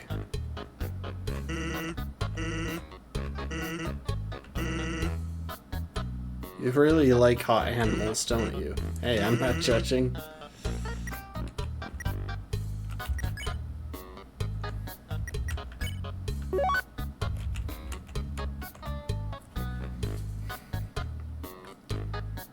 Okay, oh, give me a sec. I wanted to double check something.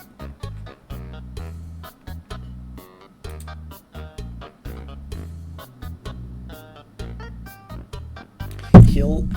Hang on, so...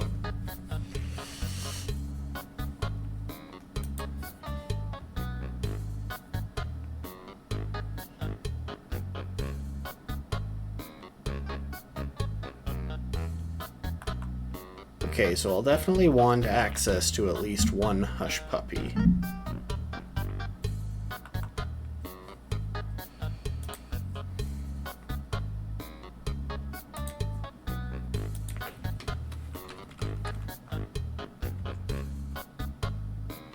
You know what?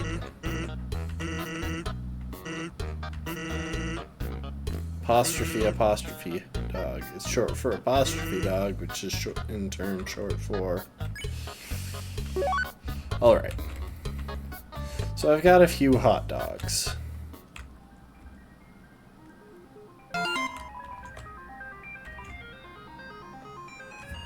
Cat girl figurine next to a bowl of instant noodles.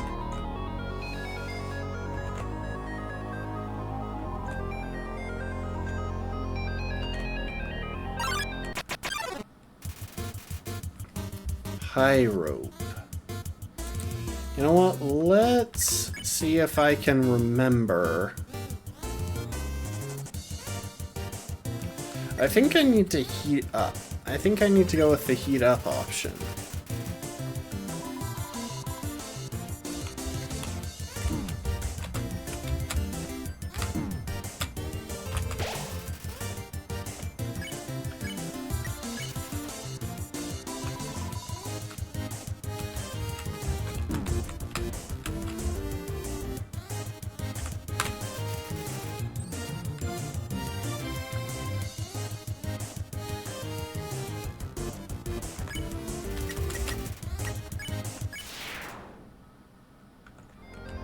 Yep. Yeah,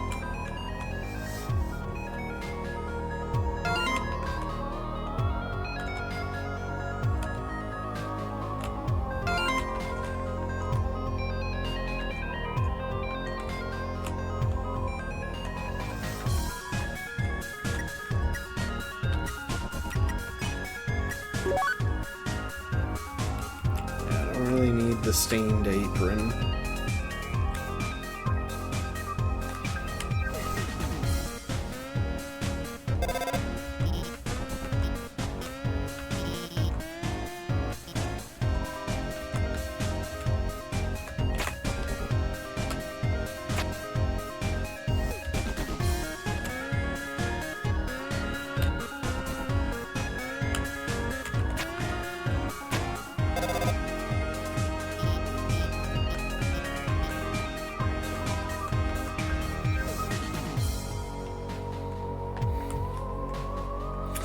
Oh my, I remember this one.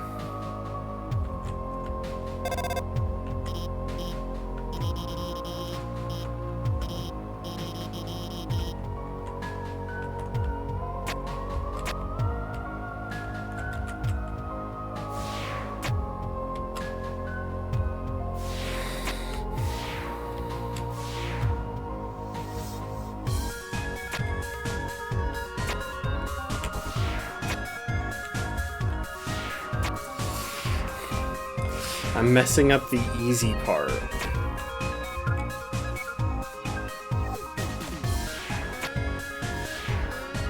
Oh wait.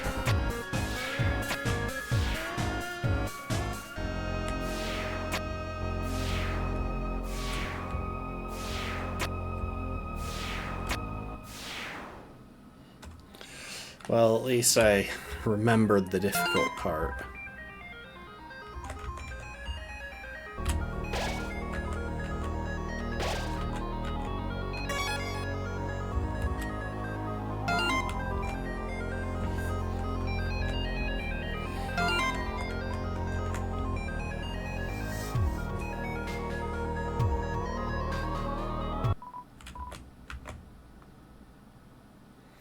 Oh, this fight. I remember figuring out this one.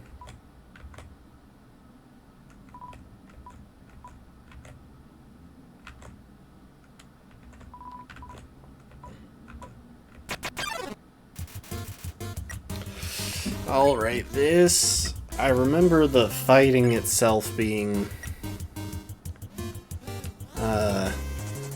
difficult. And I've only got 20 health right now.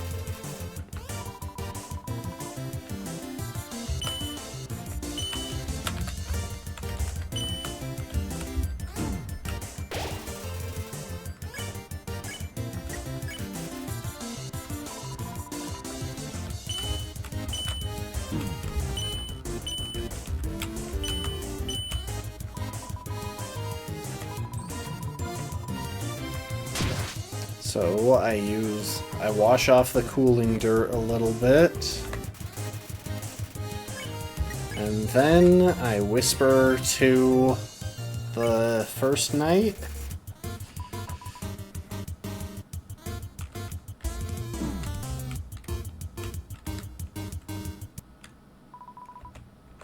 Dude.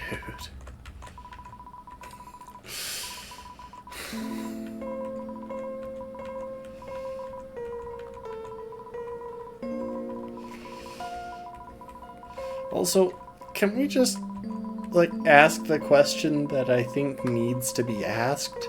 Why are there dog faces on that guy's pecs?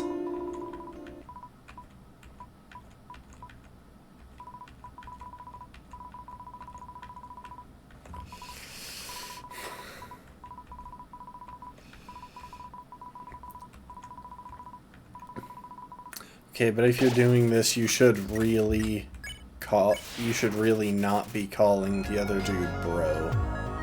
Just saying. It's getting into Alabama territory there.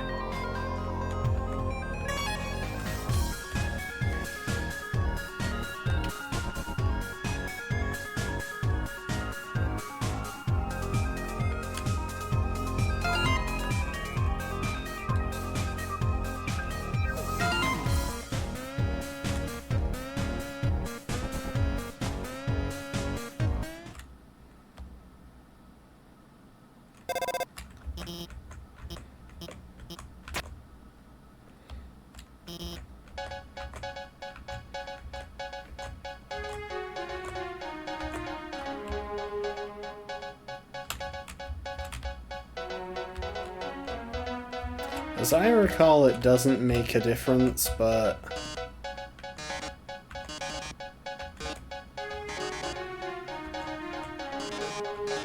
Attention viewers, our correspondent has found a dog. Cue audience Oz.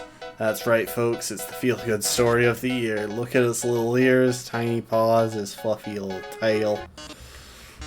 Wait a second, that's not a tail, that's a fuse. That's right, that dog is a bomb.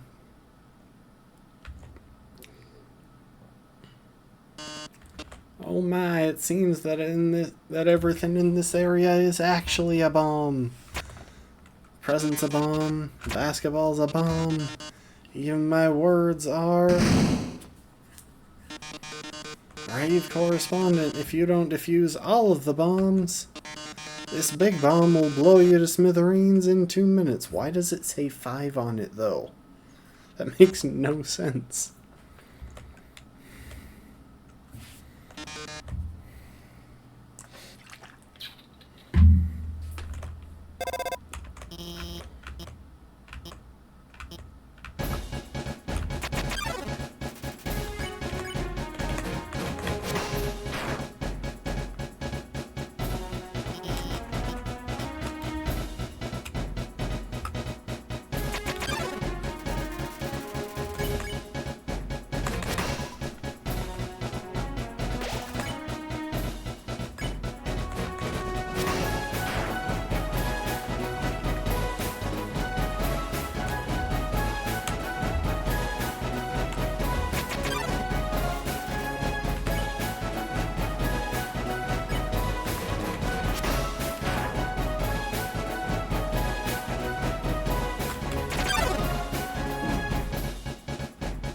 Oh. I forgot. I have to be moving through... Crap. I have to be moving through orange.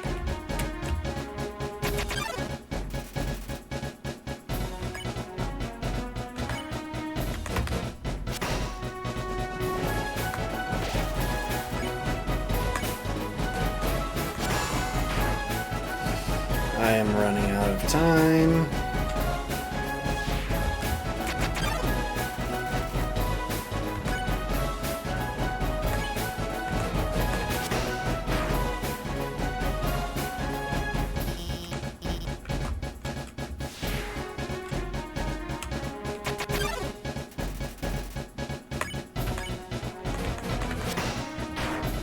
And there we go.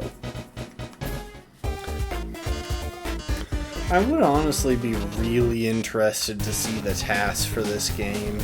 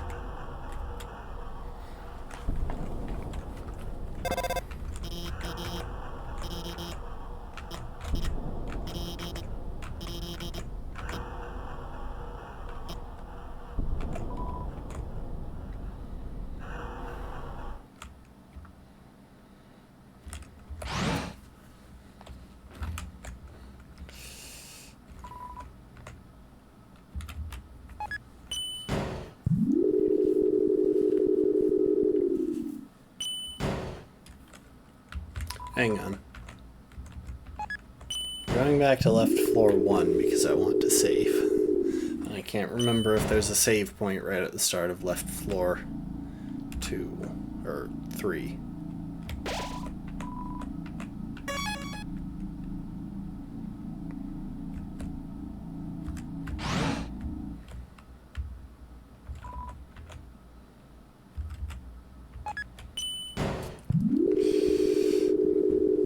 I don't know how this elevator can go right to left as well as up and down. Oh hey, it's this lady.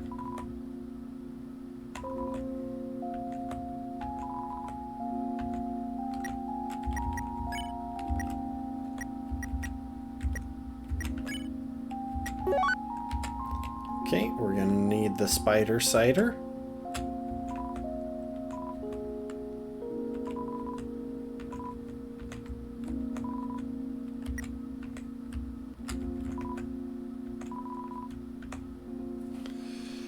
And when we get into the fight, I'll double check how exactly to do this, because I'm pretty sure I can just eat the spider cider and she'll spare me, but I could be wrong.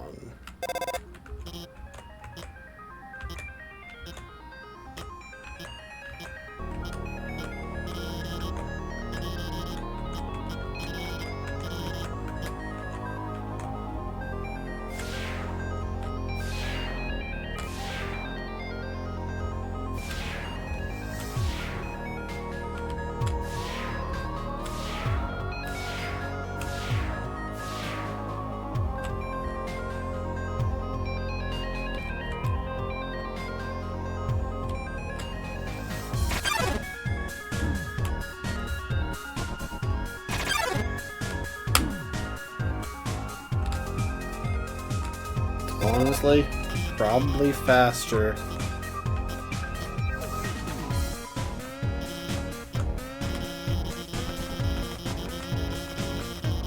It's probably faster, all things considered, for me to just hit the things. So I can afford to take the damage, but...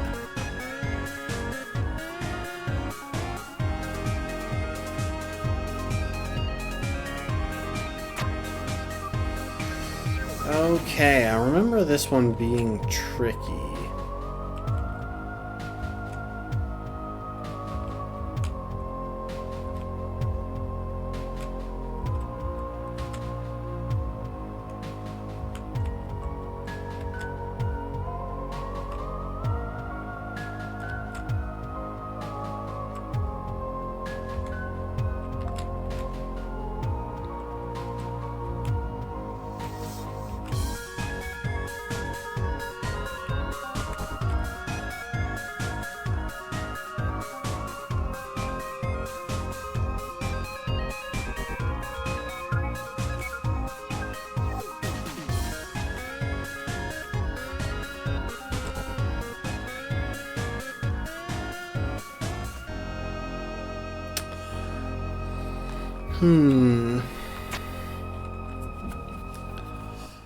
Let's see.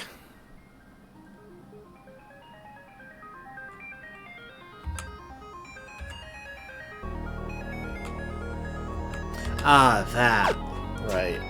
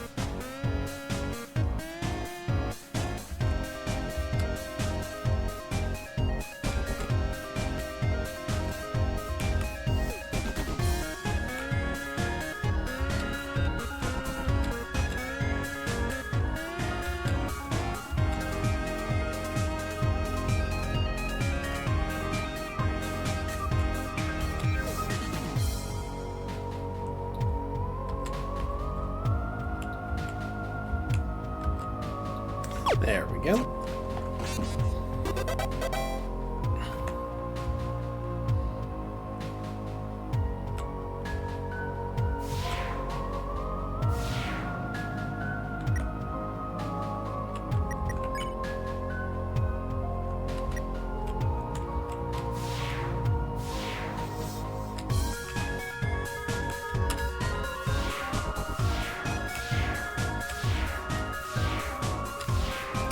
that violence? No. Well, I mean, they were attacking me, but I was nice to them, so...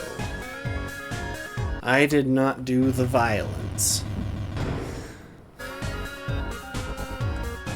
Oh, thank goodness I can heal before the spider fight.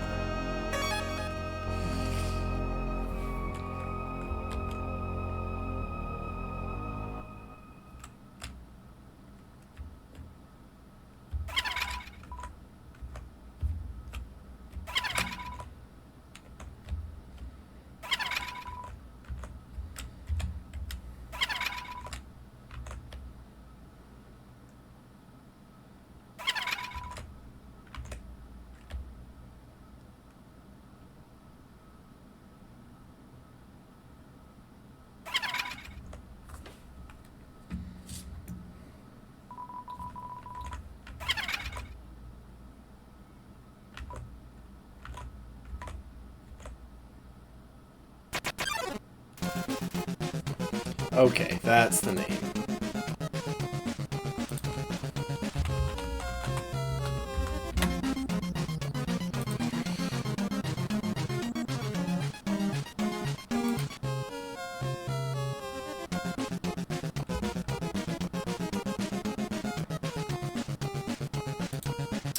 In battle...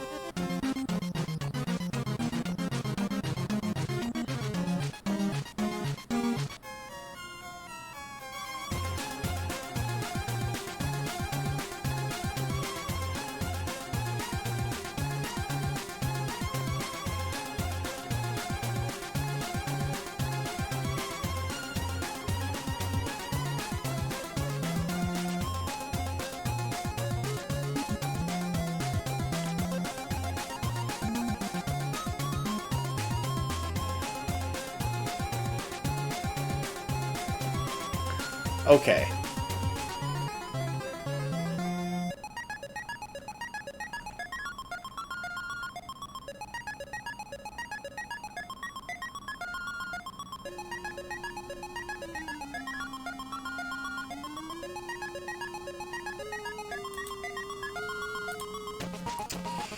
Okay, so it does work exactly how I thought it would, which means if I just drink the spider cider, she accuses me of stealing, and then gets a telegram from the spiders in the ruins.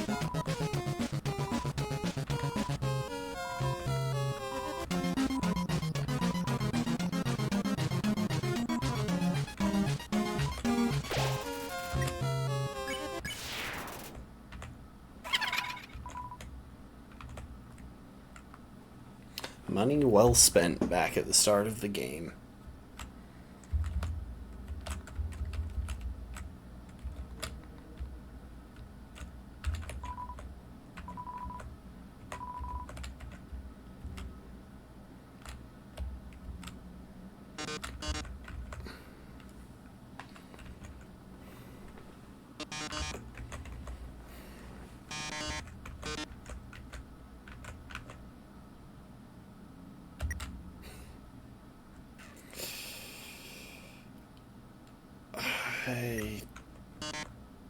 I'll hit the perform button because I feel like that might be a story relevant choice.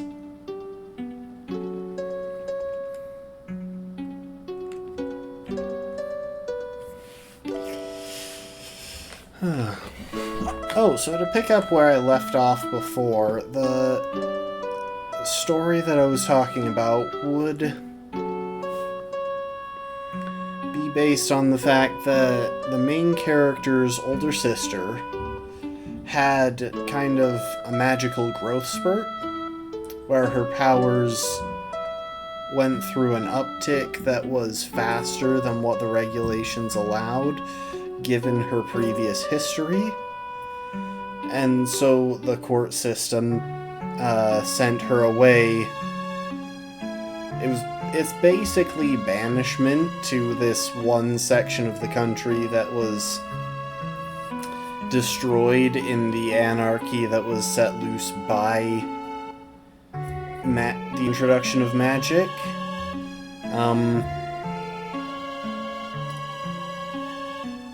And that's basically the price of this.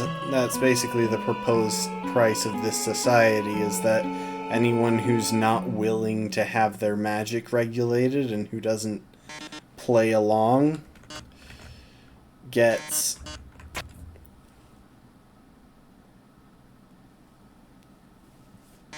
dropped into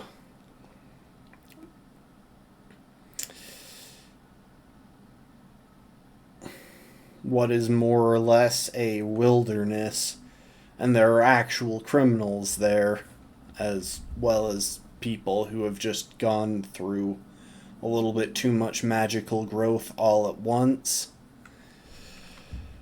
And like there would be a whole relatively corrupt court system that is perpetrating this out of fear and all that.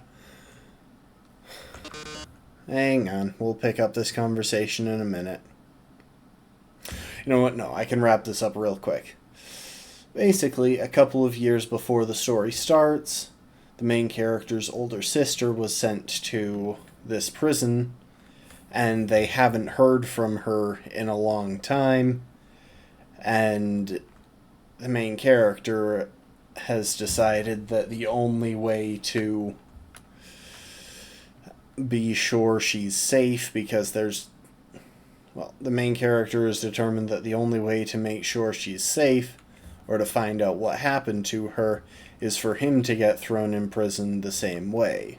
However, he's relatively underpowered, so he has to kind of cleverly manipulate the system into thinking that he is overpowered. And yeah, that's where it starts, with his attempted subterfuge to get the maximum sentence for hiding his magical powers, to try and get thrown into this prison region in order to find his sister, who was arrested.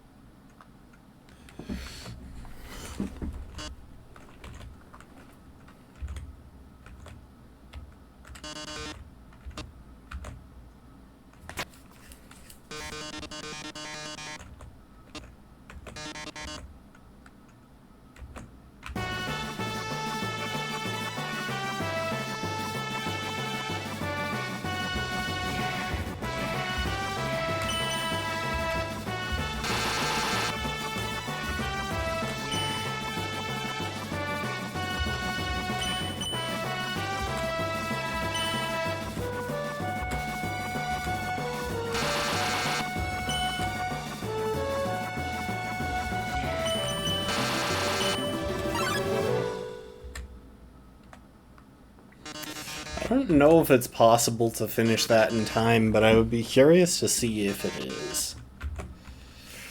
Luckily, we just get saved.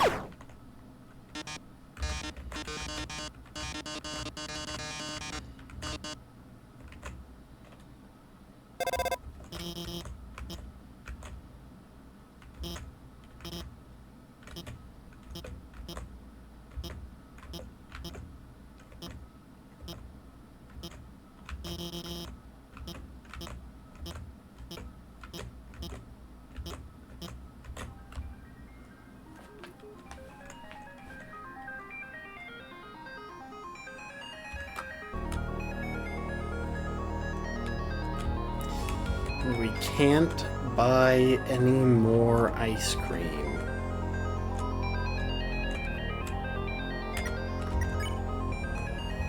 Big Smile isn't even added to my inventory. Ridiculous.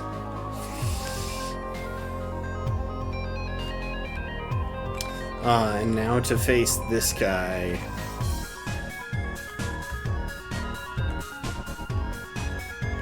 There we go. Hardest fight in the game.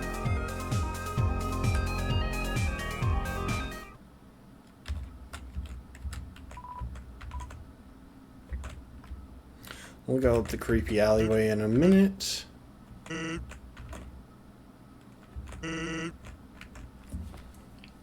After we hang out with Sans.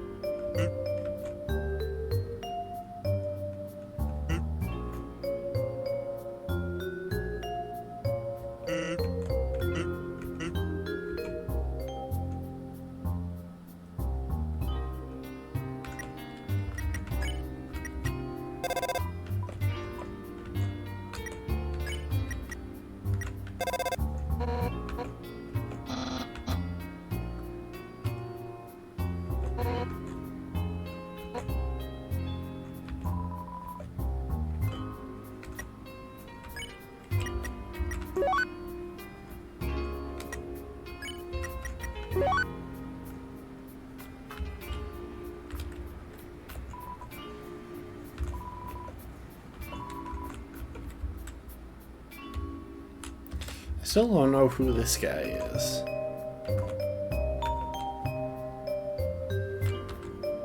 He's just kind of there.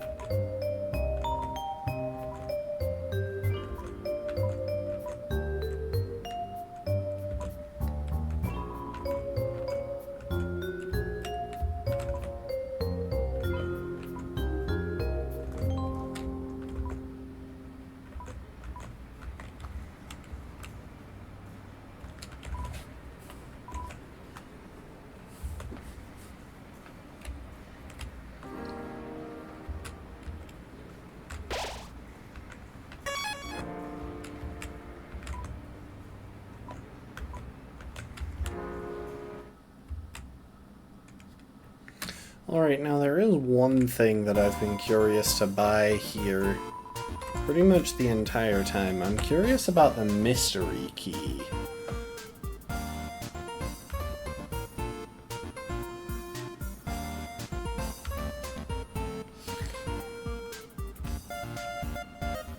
Ooh, that junk food thing is probably pretty useful.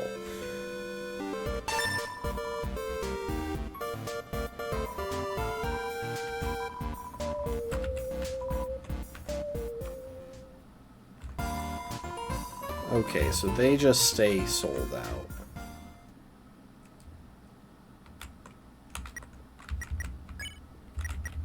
Now let's see. It's too bent to fit on your keychain.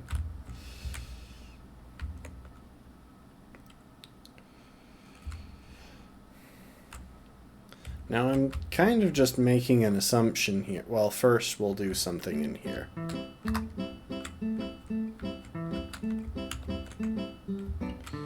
Yeah, all those guys are doing their thing, but...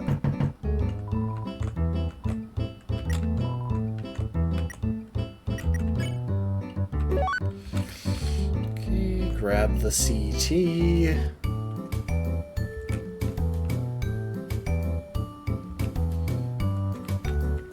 Drop a couple of things there. Grab a hot dog. Dimensional box B. Grab the dog residue.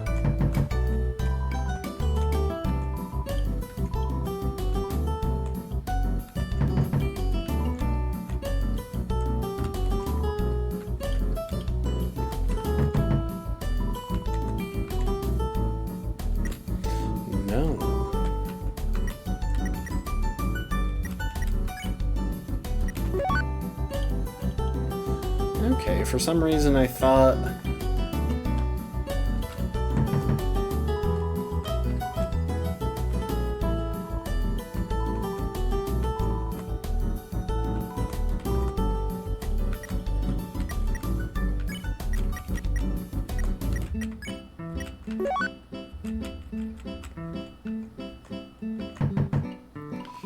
Okay, so I'm pretty sure I can put the hot dog under the door. A white paw shoots out from under the door. It tries to pull the hot dog into its room. But it keeps pressing down too hard and the hot dog keeps spinning away. Finally succeeds. Hear the grinding of stone. A single hush puppy slides out from under the door. And now we have a hush puppy.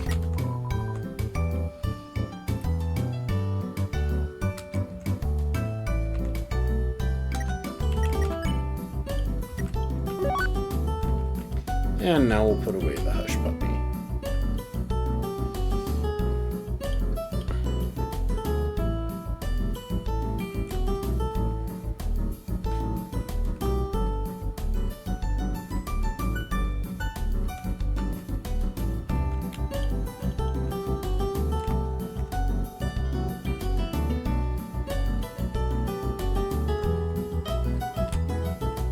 Hello. Your bucket. Oh my gosh. There is something farther right here.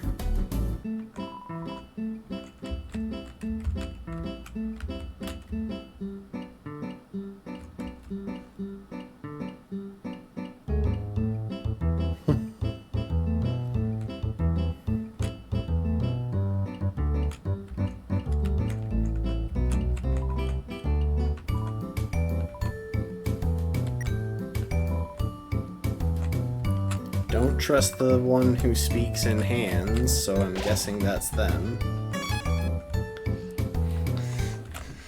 Alright, now we're going to back up a little ways because I kind of want to see if I can find where that key goes.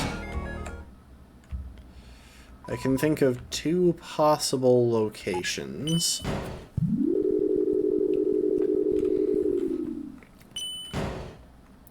The first is that it could go to one of the houses in Snowdon.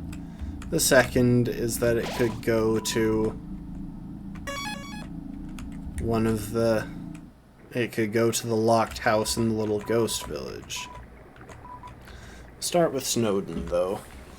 More options to check. There is that one door that's west of Snowdon in a cave, but I kind of already Googled it and found out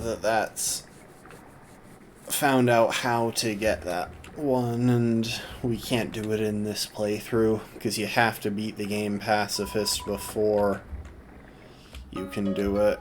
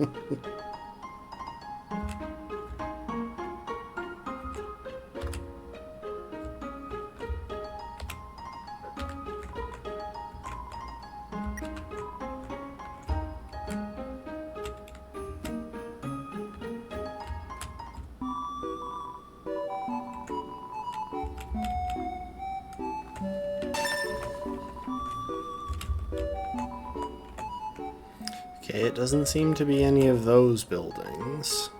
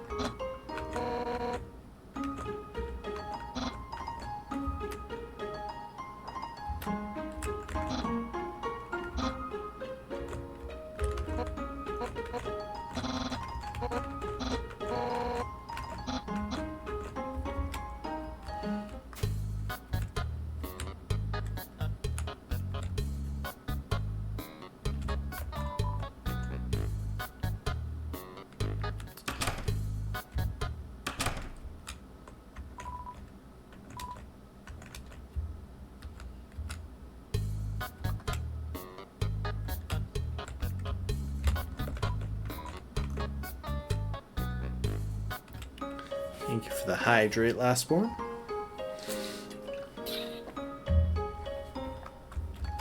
You trying to give me a drinking problem?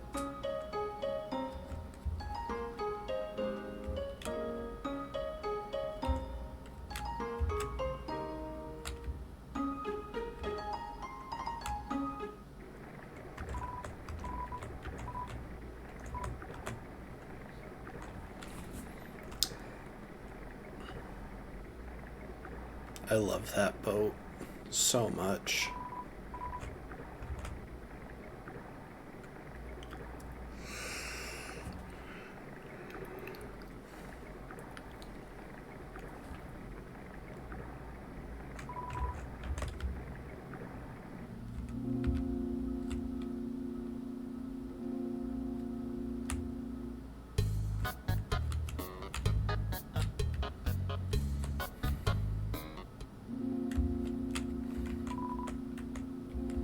Dang it, I really thought that was going to be it.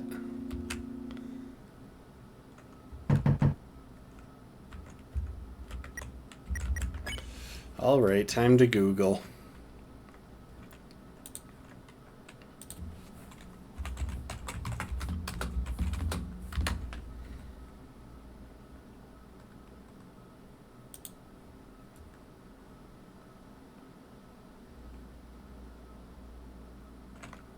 It says that it unlocks the house adjacent to Napstablook's home.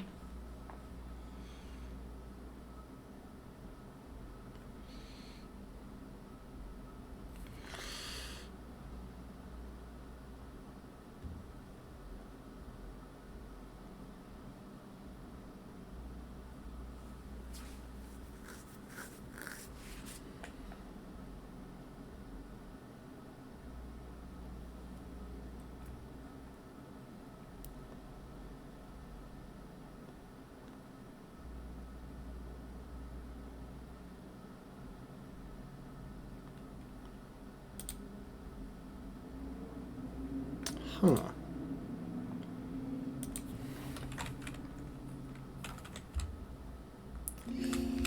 Hang on.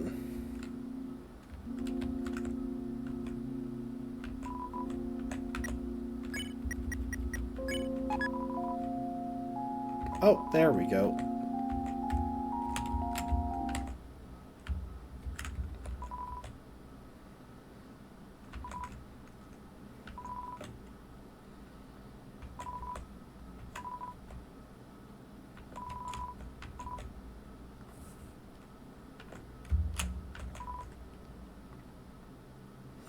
I like to buy a new diary for every entry I make. I love to collect diaries.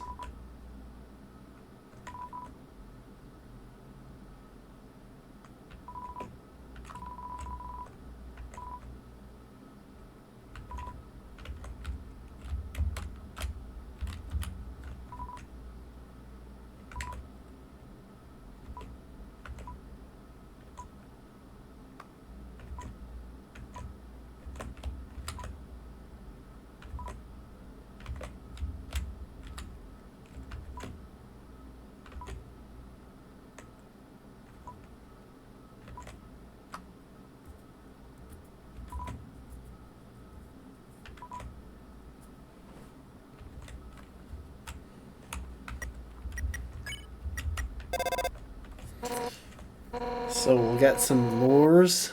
We'll get some lore here real quick. This is the home of Hapstablook, the happy ghost. That's not the name, but it is Papyrus's headcanon name.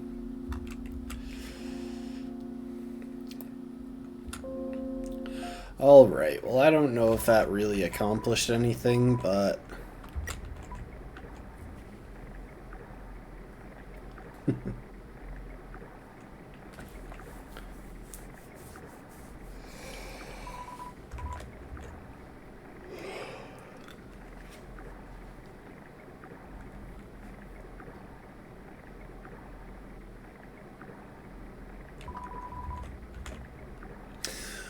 Wait, I think I just realized something.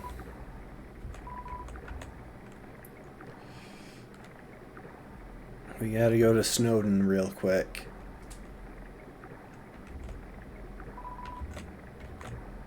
The water is very dry today, apparently.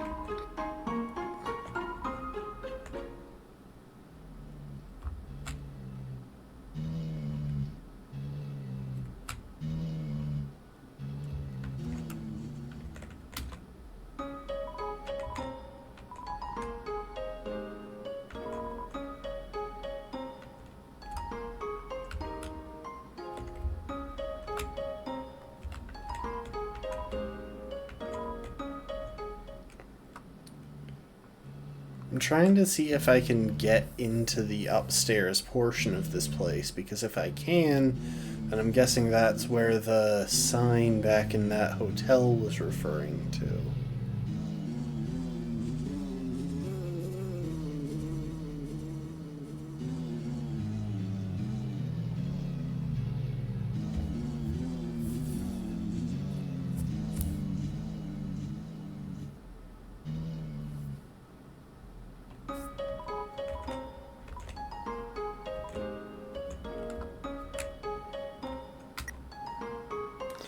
Oh, wow.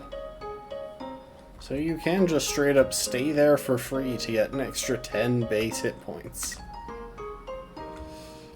Okay then.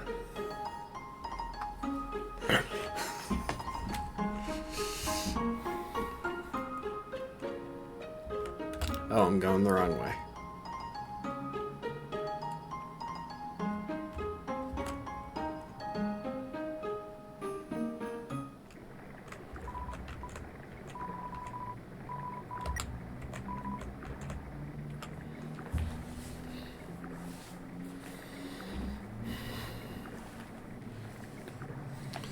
What's our time looking like? We got a bit more time. I might try and just push through to the end of the game depending on how fast the Metaton fight goes, because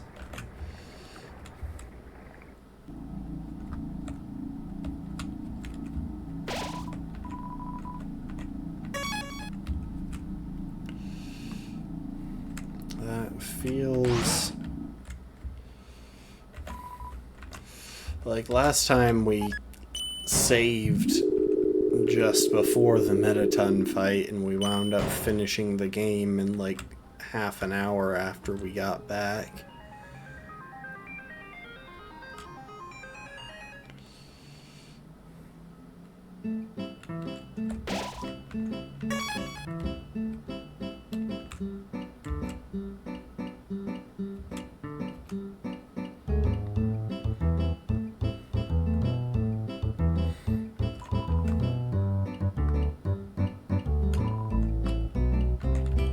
Art lessons on the second floor, located in a similar place.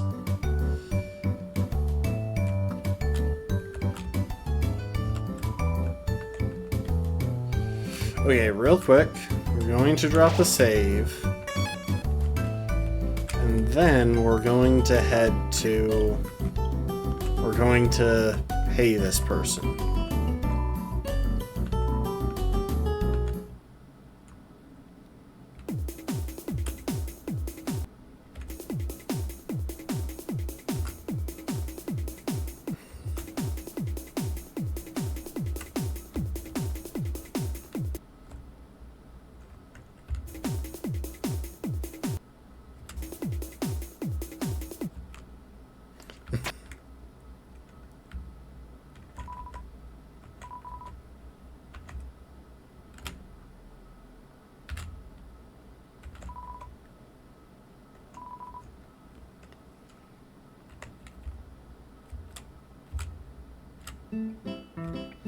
Oh, hey.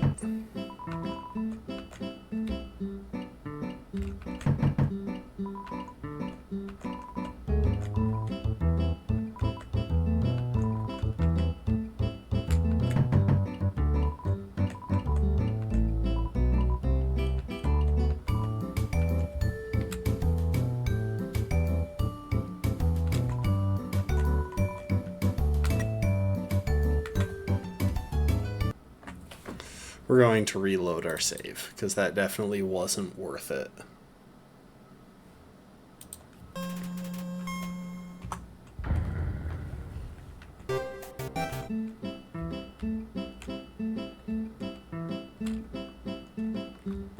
I was just spending a bunch of money for, as far as I can tell, no benefit whatsoever.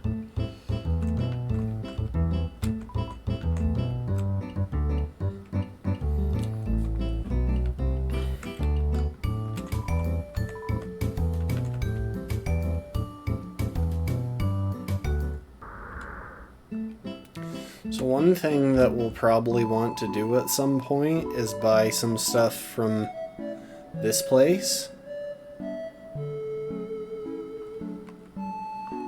Because all of the Metaton stuff gives an extra boost to the ratings in game.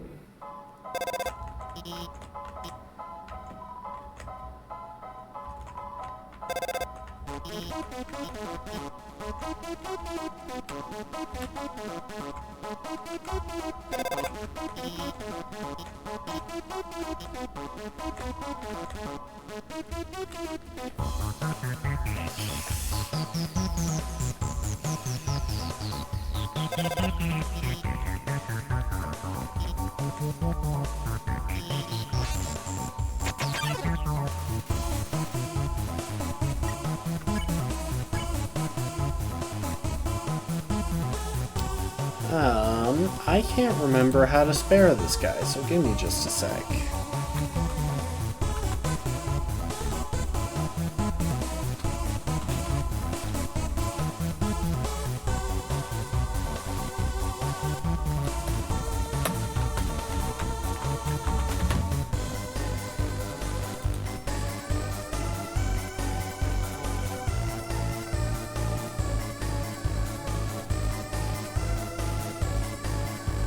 Stare at each orb once, stare at one twice. Clear mind, then talk.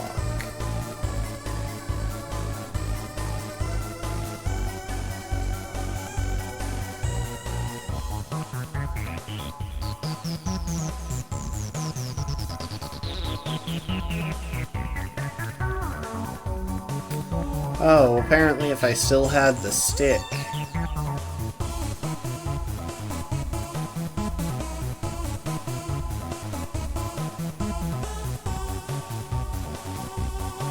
I could shortcut this.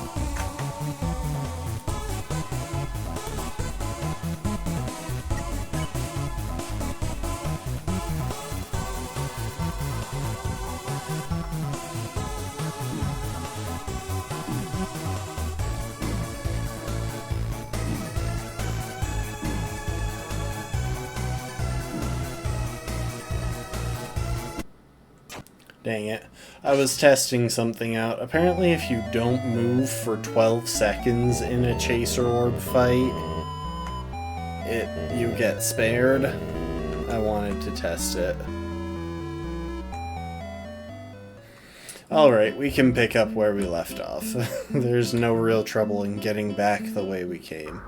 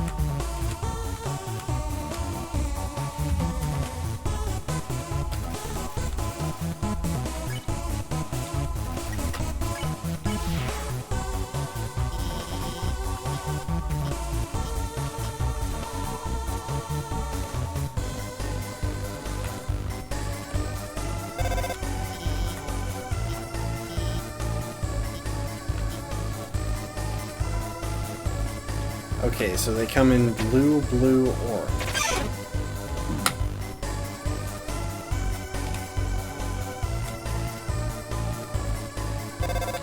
Now, if only I could remember how the different colors work. The blue and orange thing gets me so confused.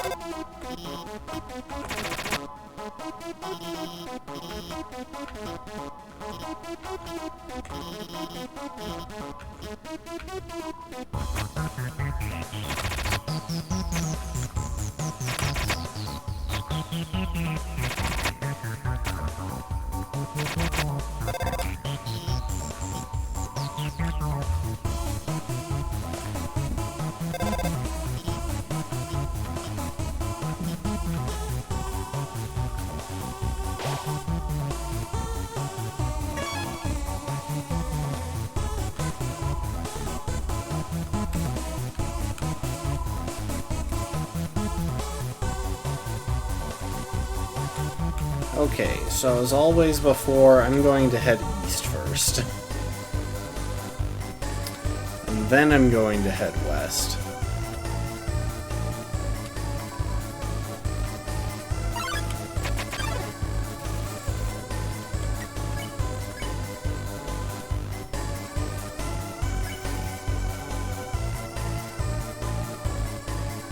Relentless bully always gets its way.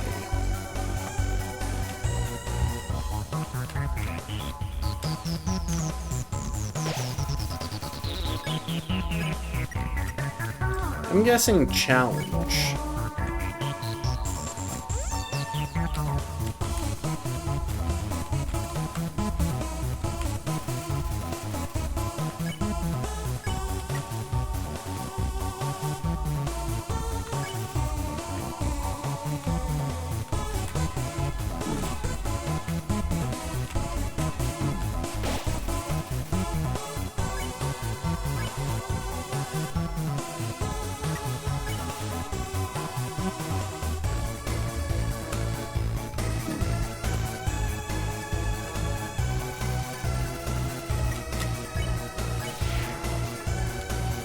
Hang on, we're going to back up and heal.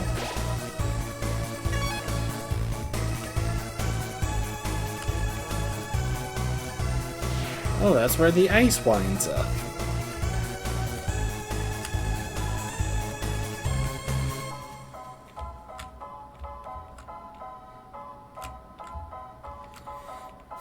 You know what? No, I'm trusting my gut here.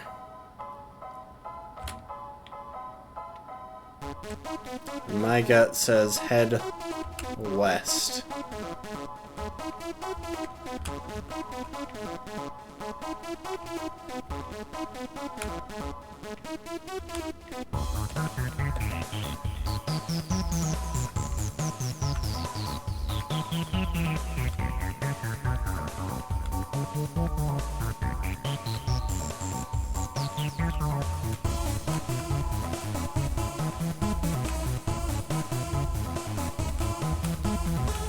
Aha. Okay, I've only got 2 shots.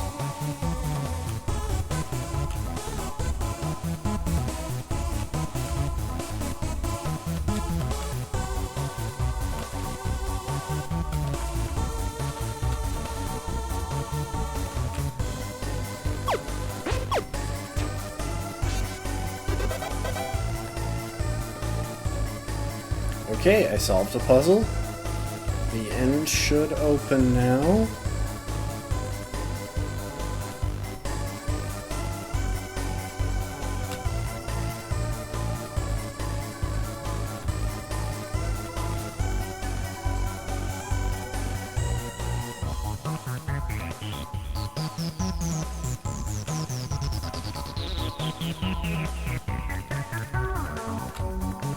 And that's the path that was blocked off before.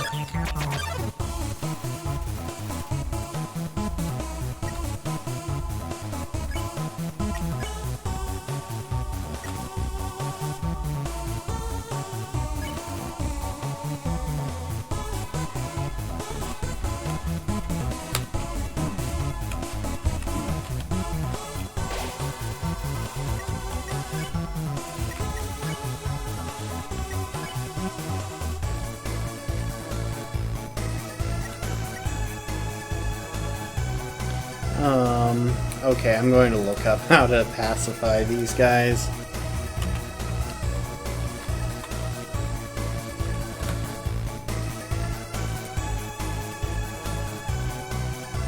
Limbs a lot.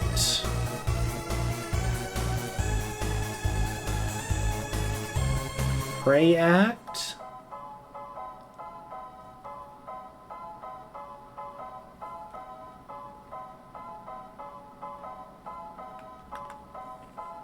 And Final Frogget. Mystify.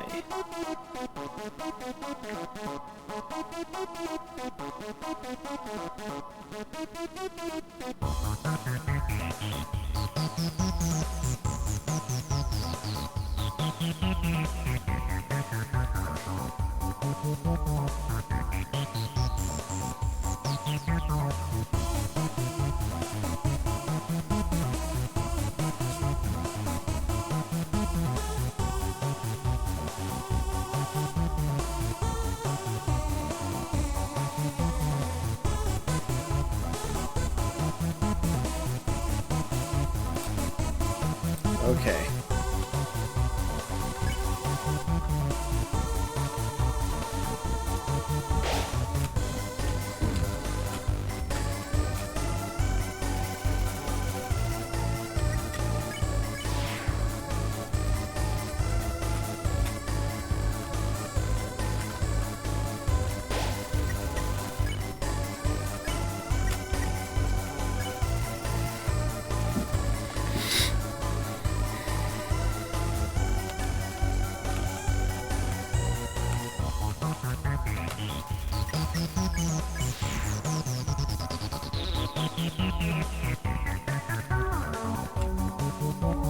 Nice, okay.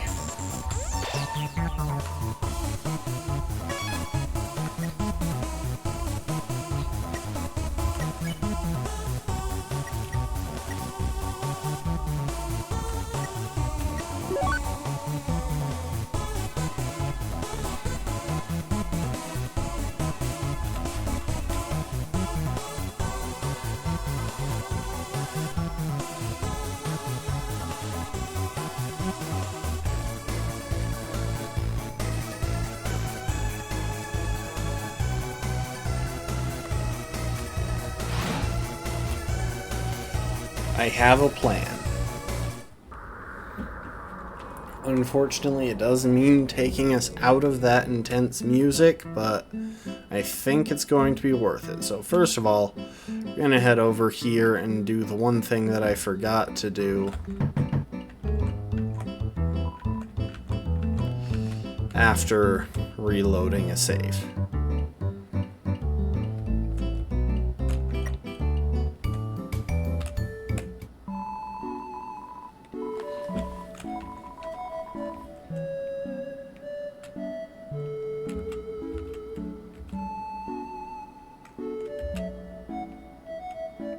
Steak in the shape of Mediton's face. Please, don't ask, please.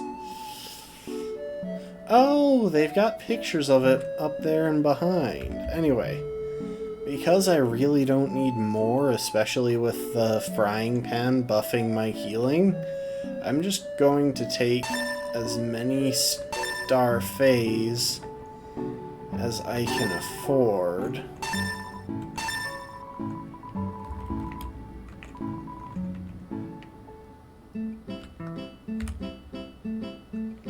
And there is a reason for that. Basically, well, plans are good, thank you.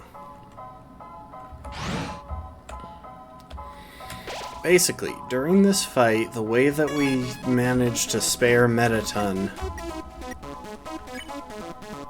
is to bump up the ratings. The higher we can push the ratings, the sooner we can spare him.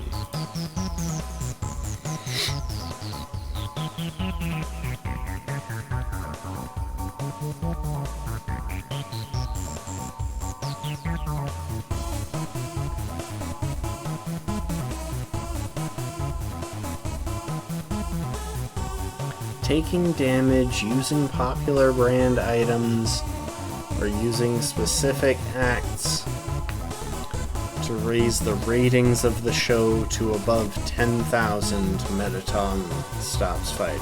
12,000 if he still has his legs.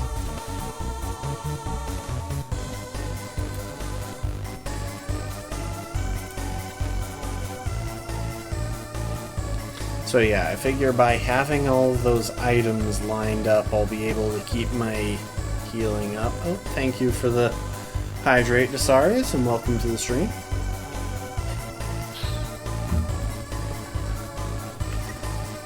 Yeah, I figure with all these items I should have, because the Glam Burger is also popular.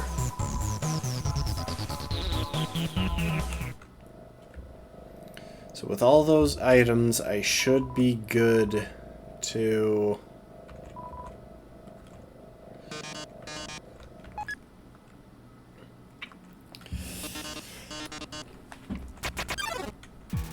do this.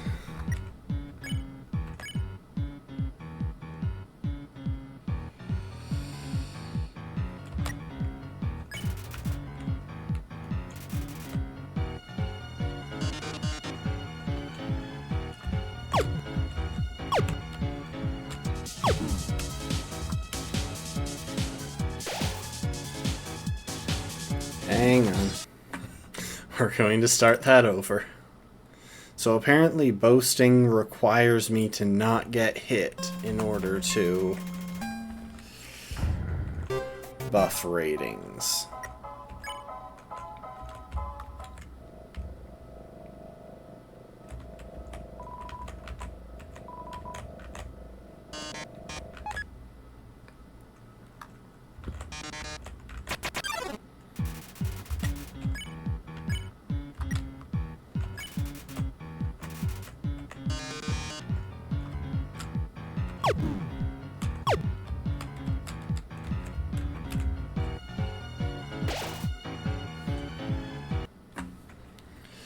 Grr. Maybe I shouldn't pick the boast option, but I kind of suspect that it's really good for boosting ratings.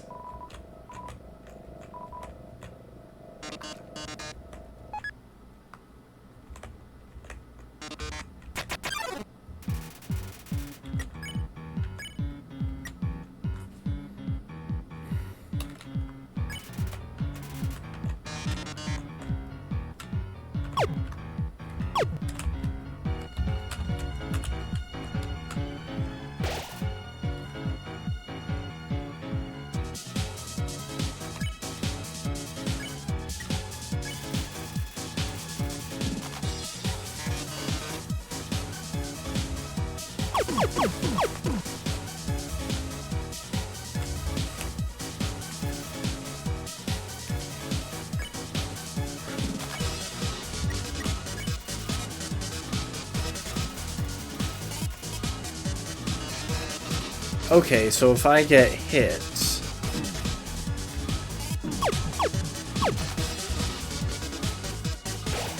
I can push up the... Oh, that's definitely the easiest way to buff my stats.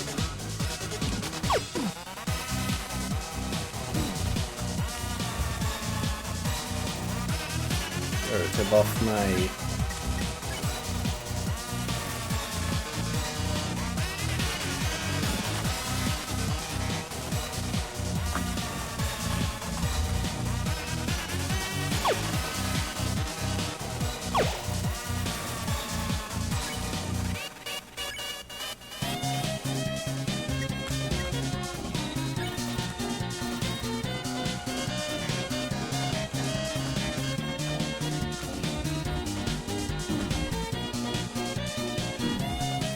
So one thing that I don't know is if this is a scripted thing or if it just keeps going until...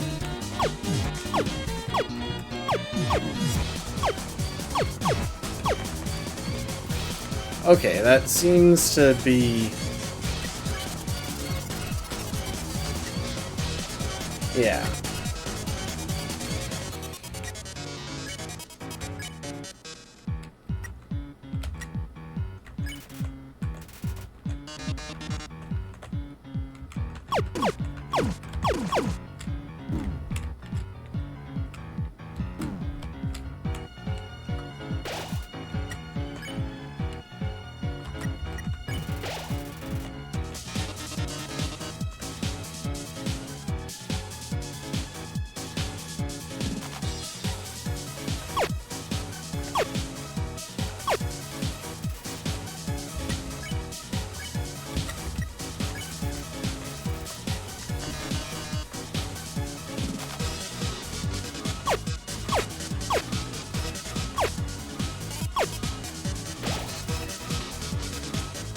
Oh.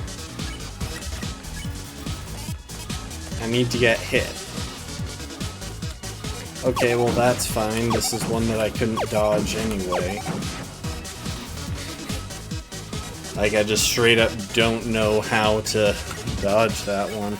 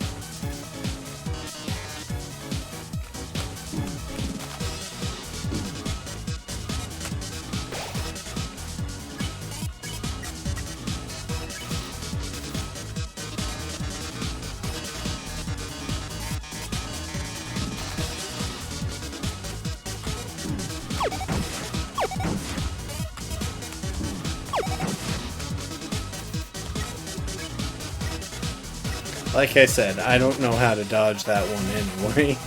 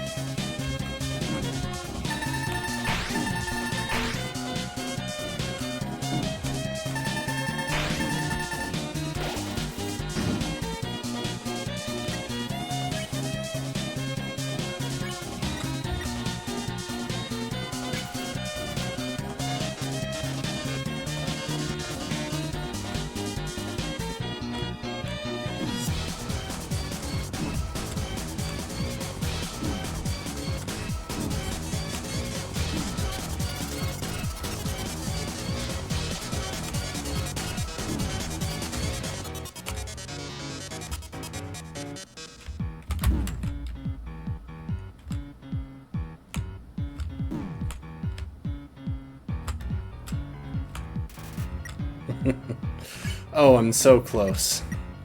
I think this might push it over. I did it!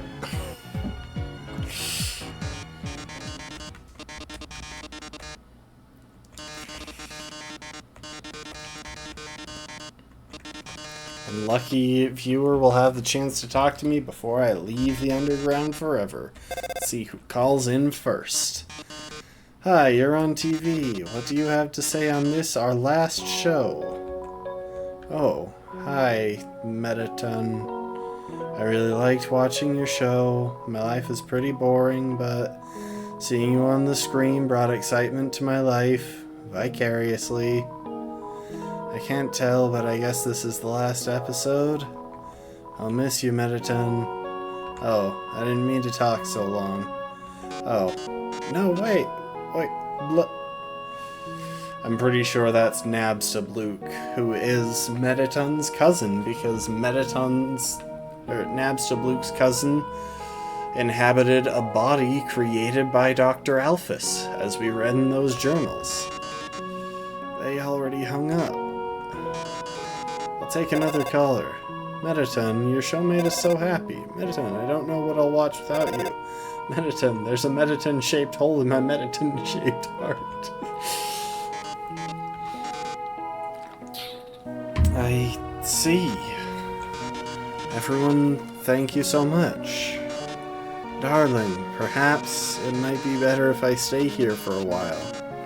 Humans already have stars and idols, but monsters, they only have me. If I left, the underground would lose its spark. Leave an aching void that can never be filled. So I think I'll have to delay my big debut. Besides, you've proven to be very strong, perhaps even strong enough to get past Asgore. I'm sure you'll be able to protect humanity. Oh, thank you for the hydrate, Lastborn. It's all for the best, anyway. The truth is, this form's energy consumption is inefficient. In a few moments, I'll run out of battery power, and, well, I'll be alright. Knock him dead, darling. And everyone, thank you. You've been a great audience.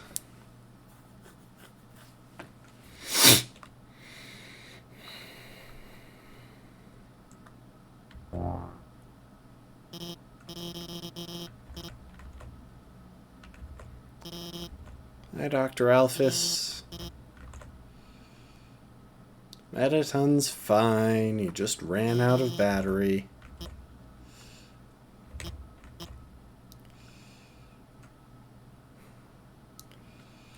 No, it's not gonna die. It's just gonna get replacement batteries.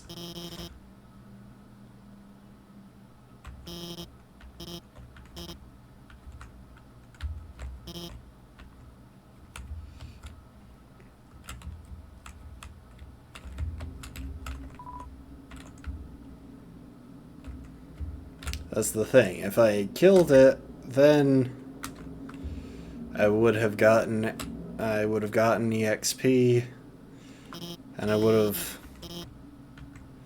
lost my power.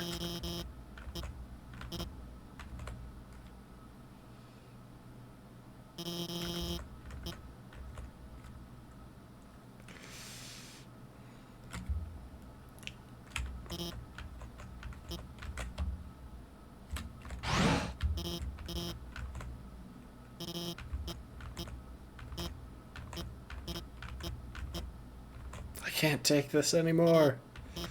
I lied to you. A human soul isn't strong enough to cross the barrier alone. It takes at least a human soul and a monster soul.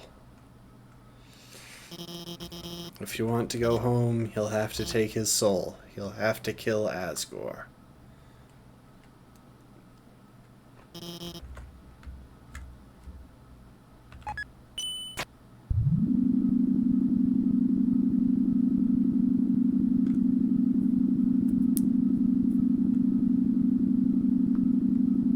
Wow, this is a long elevator.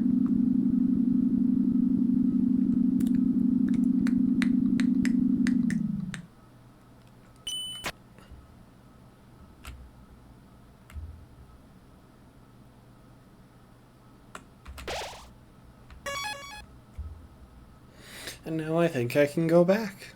Now I think I'm free to backtrack. And I'm pretty sure, if what I saw in the wiki was correct, that I will now get to go on a date with Dr. Alphys, since apparently you can just kind of date every boss after sparing them. Who knows?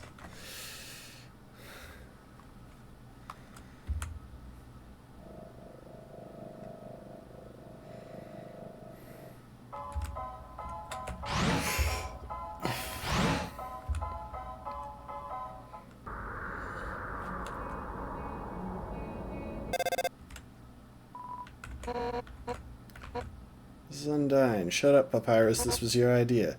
You have to deliver something for me, please. Okay.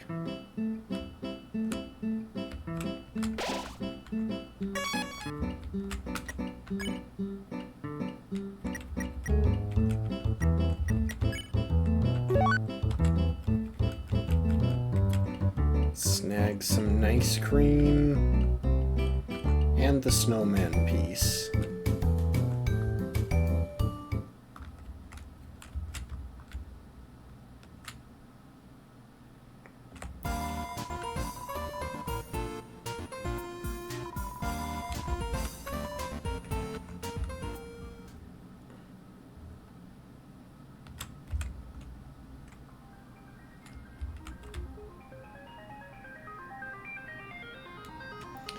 Okay, so I guess we'll go and take care of whatever Undyne wants us to do before we go to Dr. Alphys, because I have a feeling that Undyne is giving me something to give to Alphys.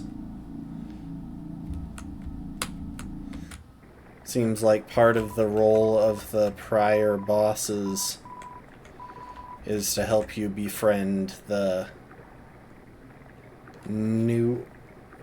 following boss.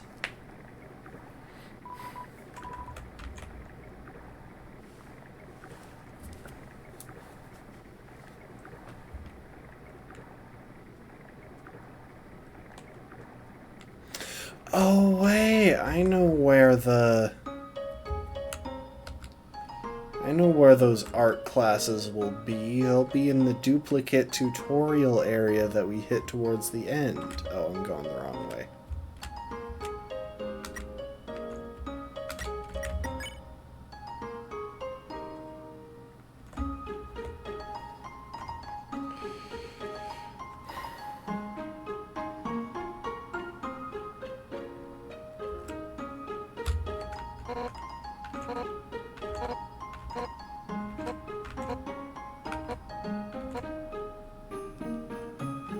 Oh, that sucks. I don't want to have to go over there.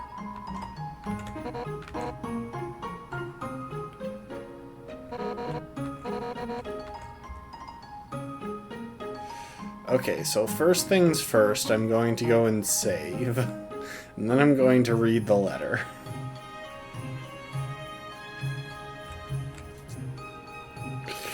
Because I'm pretty sure she will kill me. And I just want to...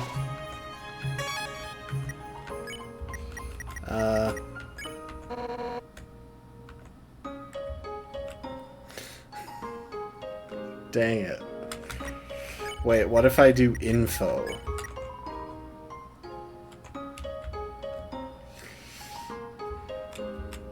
I should talk to both of them again anyway, see if they've got any new dialogue.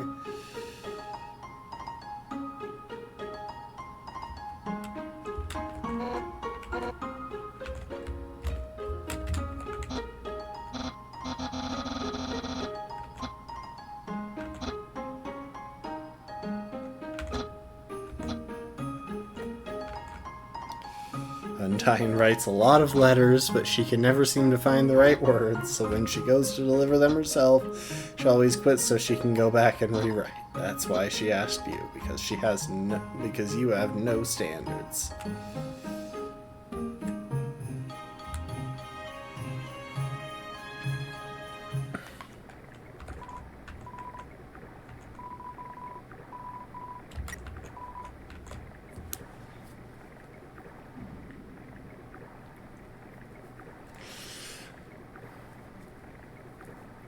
Alright, so either we're delivering a love letter, or Undyne is rejecting Dr. Alphys through us. And we are essentially a breakup text.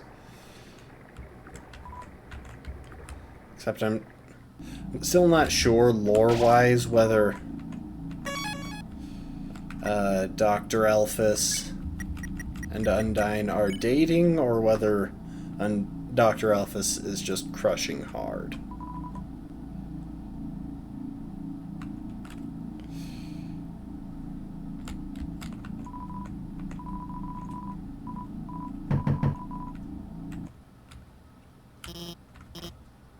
Oh no, is that another letter? I don't want to open it. Can't I just slide it back out? No, I can't keep doing this. I'll read this one. It's shut kind of strongly, isn't it? What did she use to open it? Hey, if this is a joke, it's... Oh. Did you write this letter? It wasn't signed, so I have no idea who could have... Oh no. It's adorable. I had no idea you, wrote that way. Surprising, too, after all the gross stuff I did. I don't really deserve to be forgiven, much less this. And so passionately, too. Okay, so it's a love letter.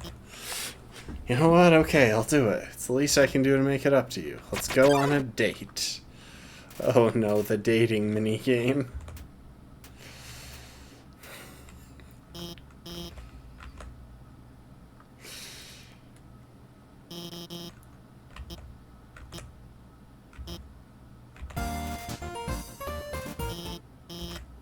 Hey, wait. Actually, we still can't start the date yet. Gotta give you items to raise your affection statistic first. That'll increase the chance of a successful outcome to the date, right? Some metal armor polish. Waterproof cream for your scales. Magical spear repair kit.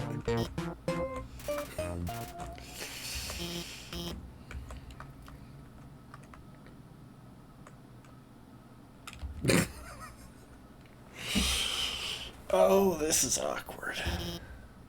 Do you like anime? Yes. That's it. Let's go somewhere. Let's go to the garbage dump.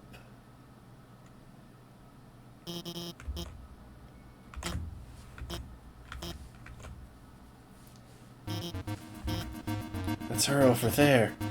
I can't let her see me with you, me on a date with you. Oh, here she comes. Wait, she has hair all of a sudden? Other than just the ponytail? I'm so confused. I realized if you deliver that thing, it might be a bad idea, so I'm gonna do it. Give it to me. Don't have it? Have you at least seen her?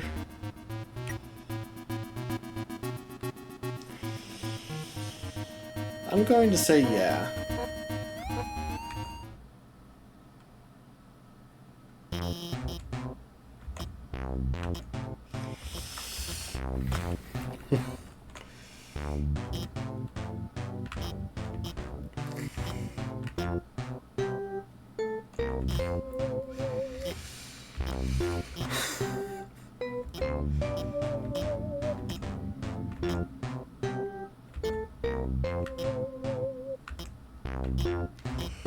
Okay.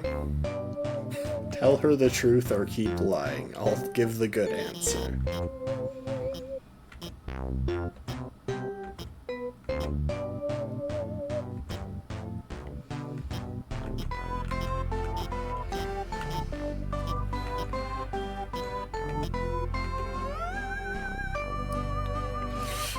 Let's roleplay, or obviously let's roleplay.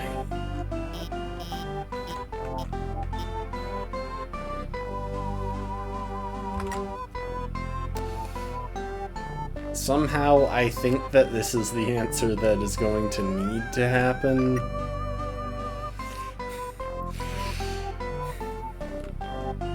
But I'm going to answer this one.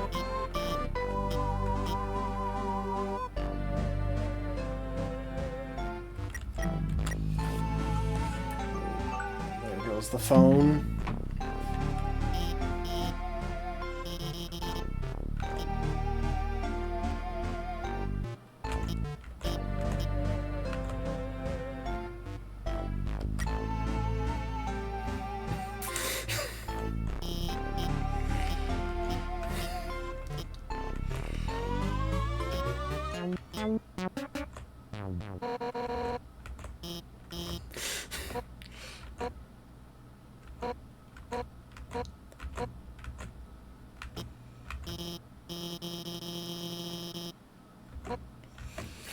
Okay, well, this is going well.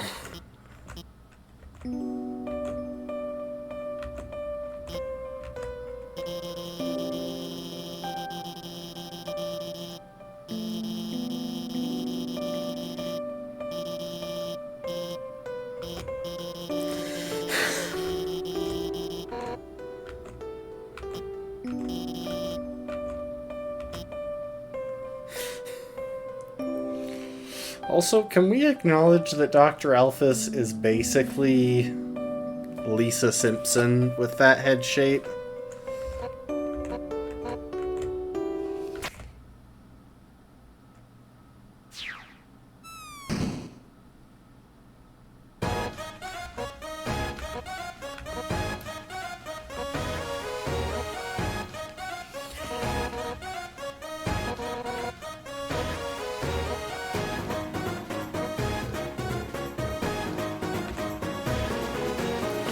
Throws her in the trash, then tells her to be happy with who she is.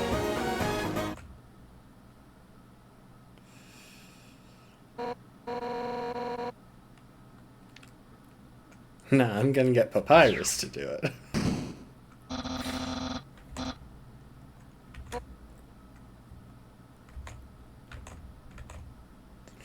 Oh my.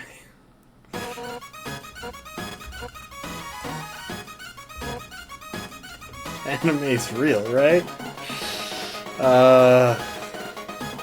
You know what? We're going to go with anime is real.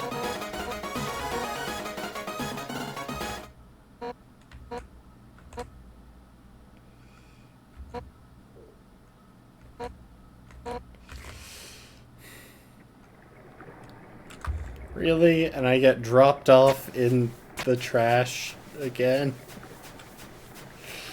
I guess this is pretty close to a way out.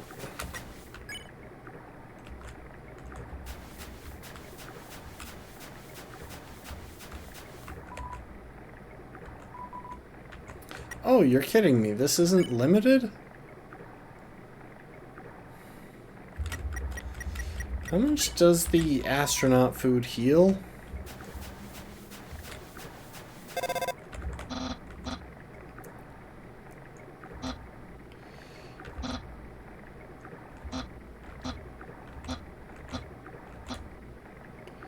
I feel strongly, and for no apparent reason, you should also go there, to her lab house.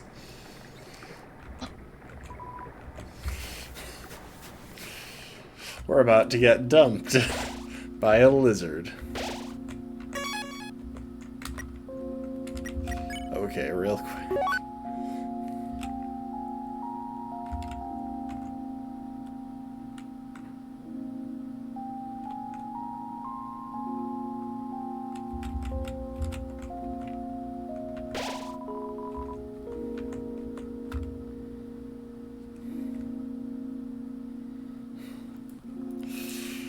Oh, wait, this is where the ferry is.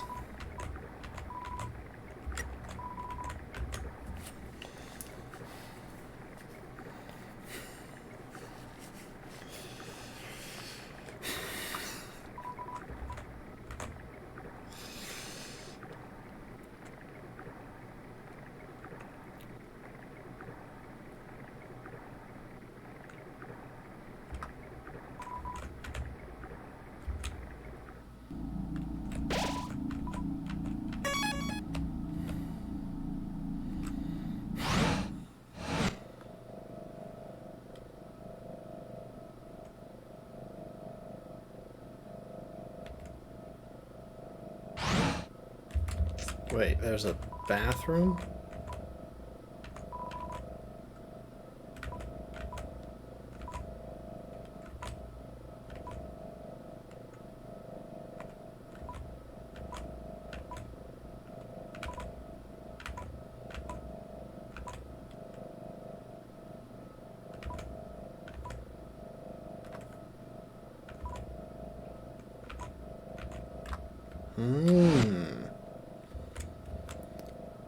Okay, so that's what the game was talking about. So, or the wiki was talking about. So the wiki made a couple of mentions of the True Lab.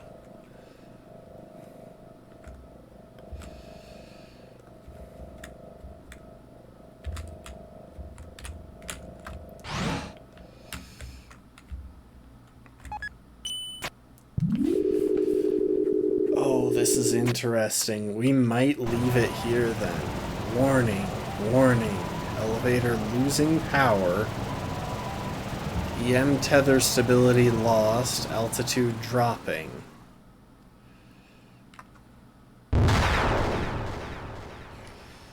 We might save once we get in here and push the rest of this until next time. Because I am really curious what the True Lab is. Entry number 1. This is it. Time to do what the king has asked me to do.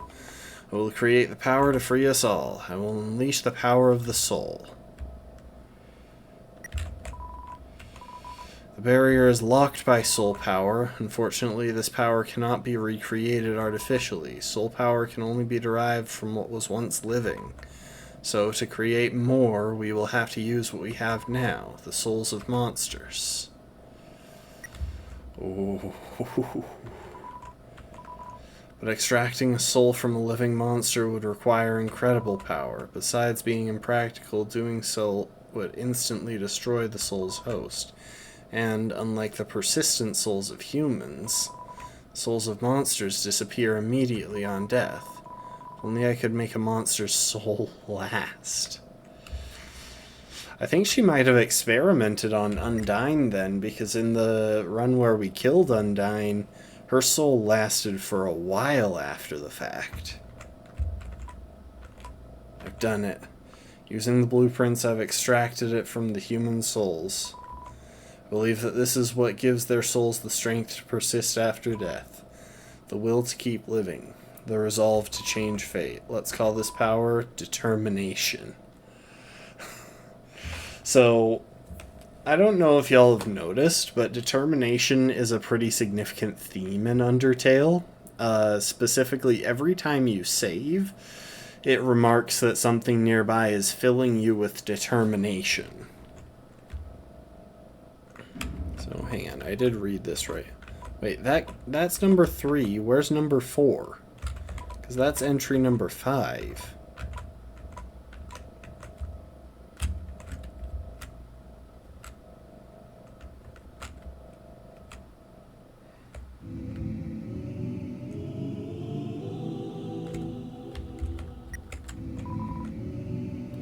Can't make it all out. Elevator, lost power, enter the center door.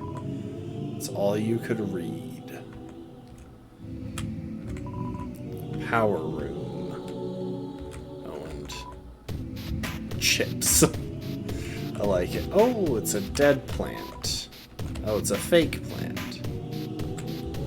Anyway, I think this is where we're going to leave it today.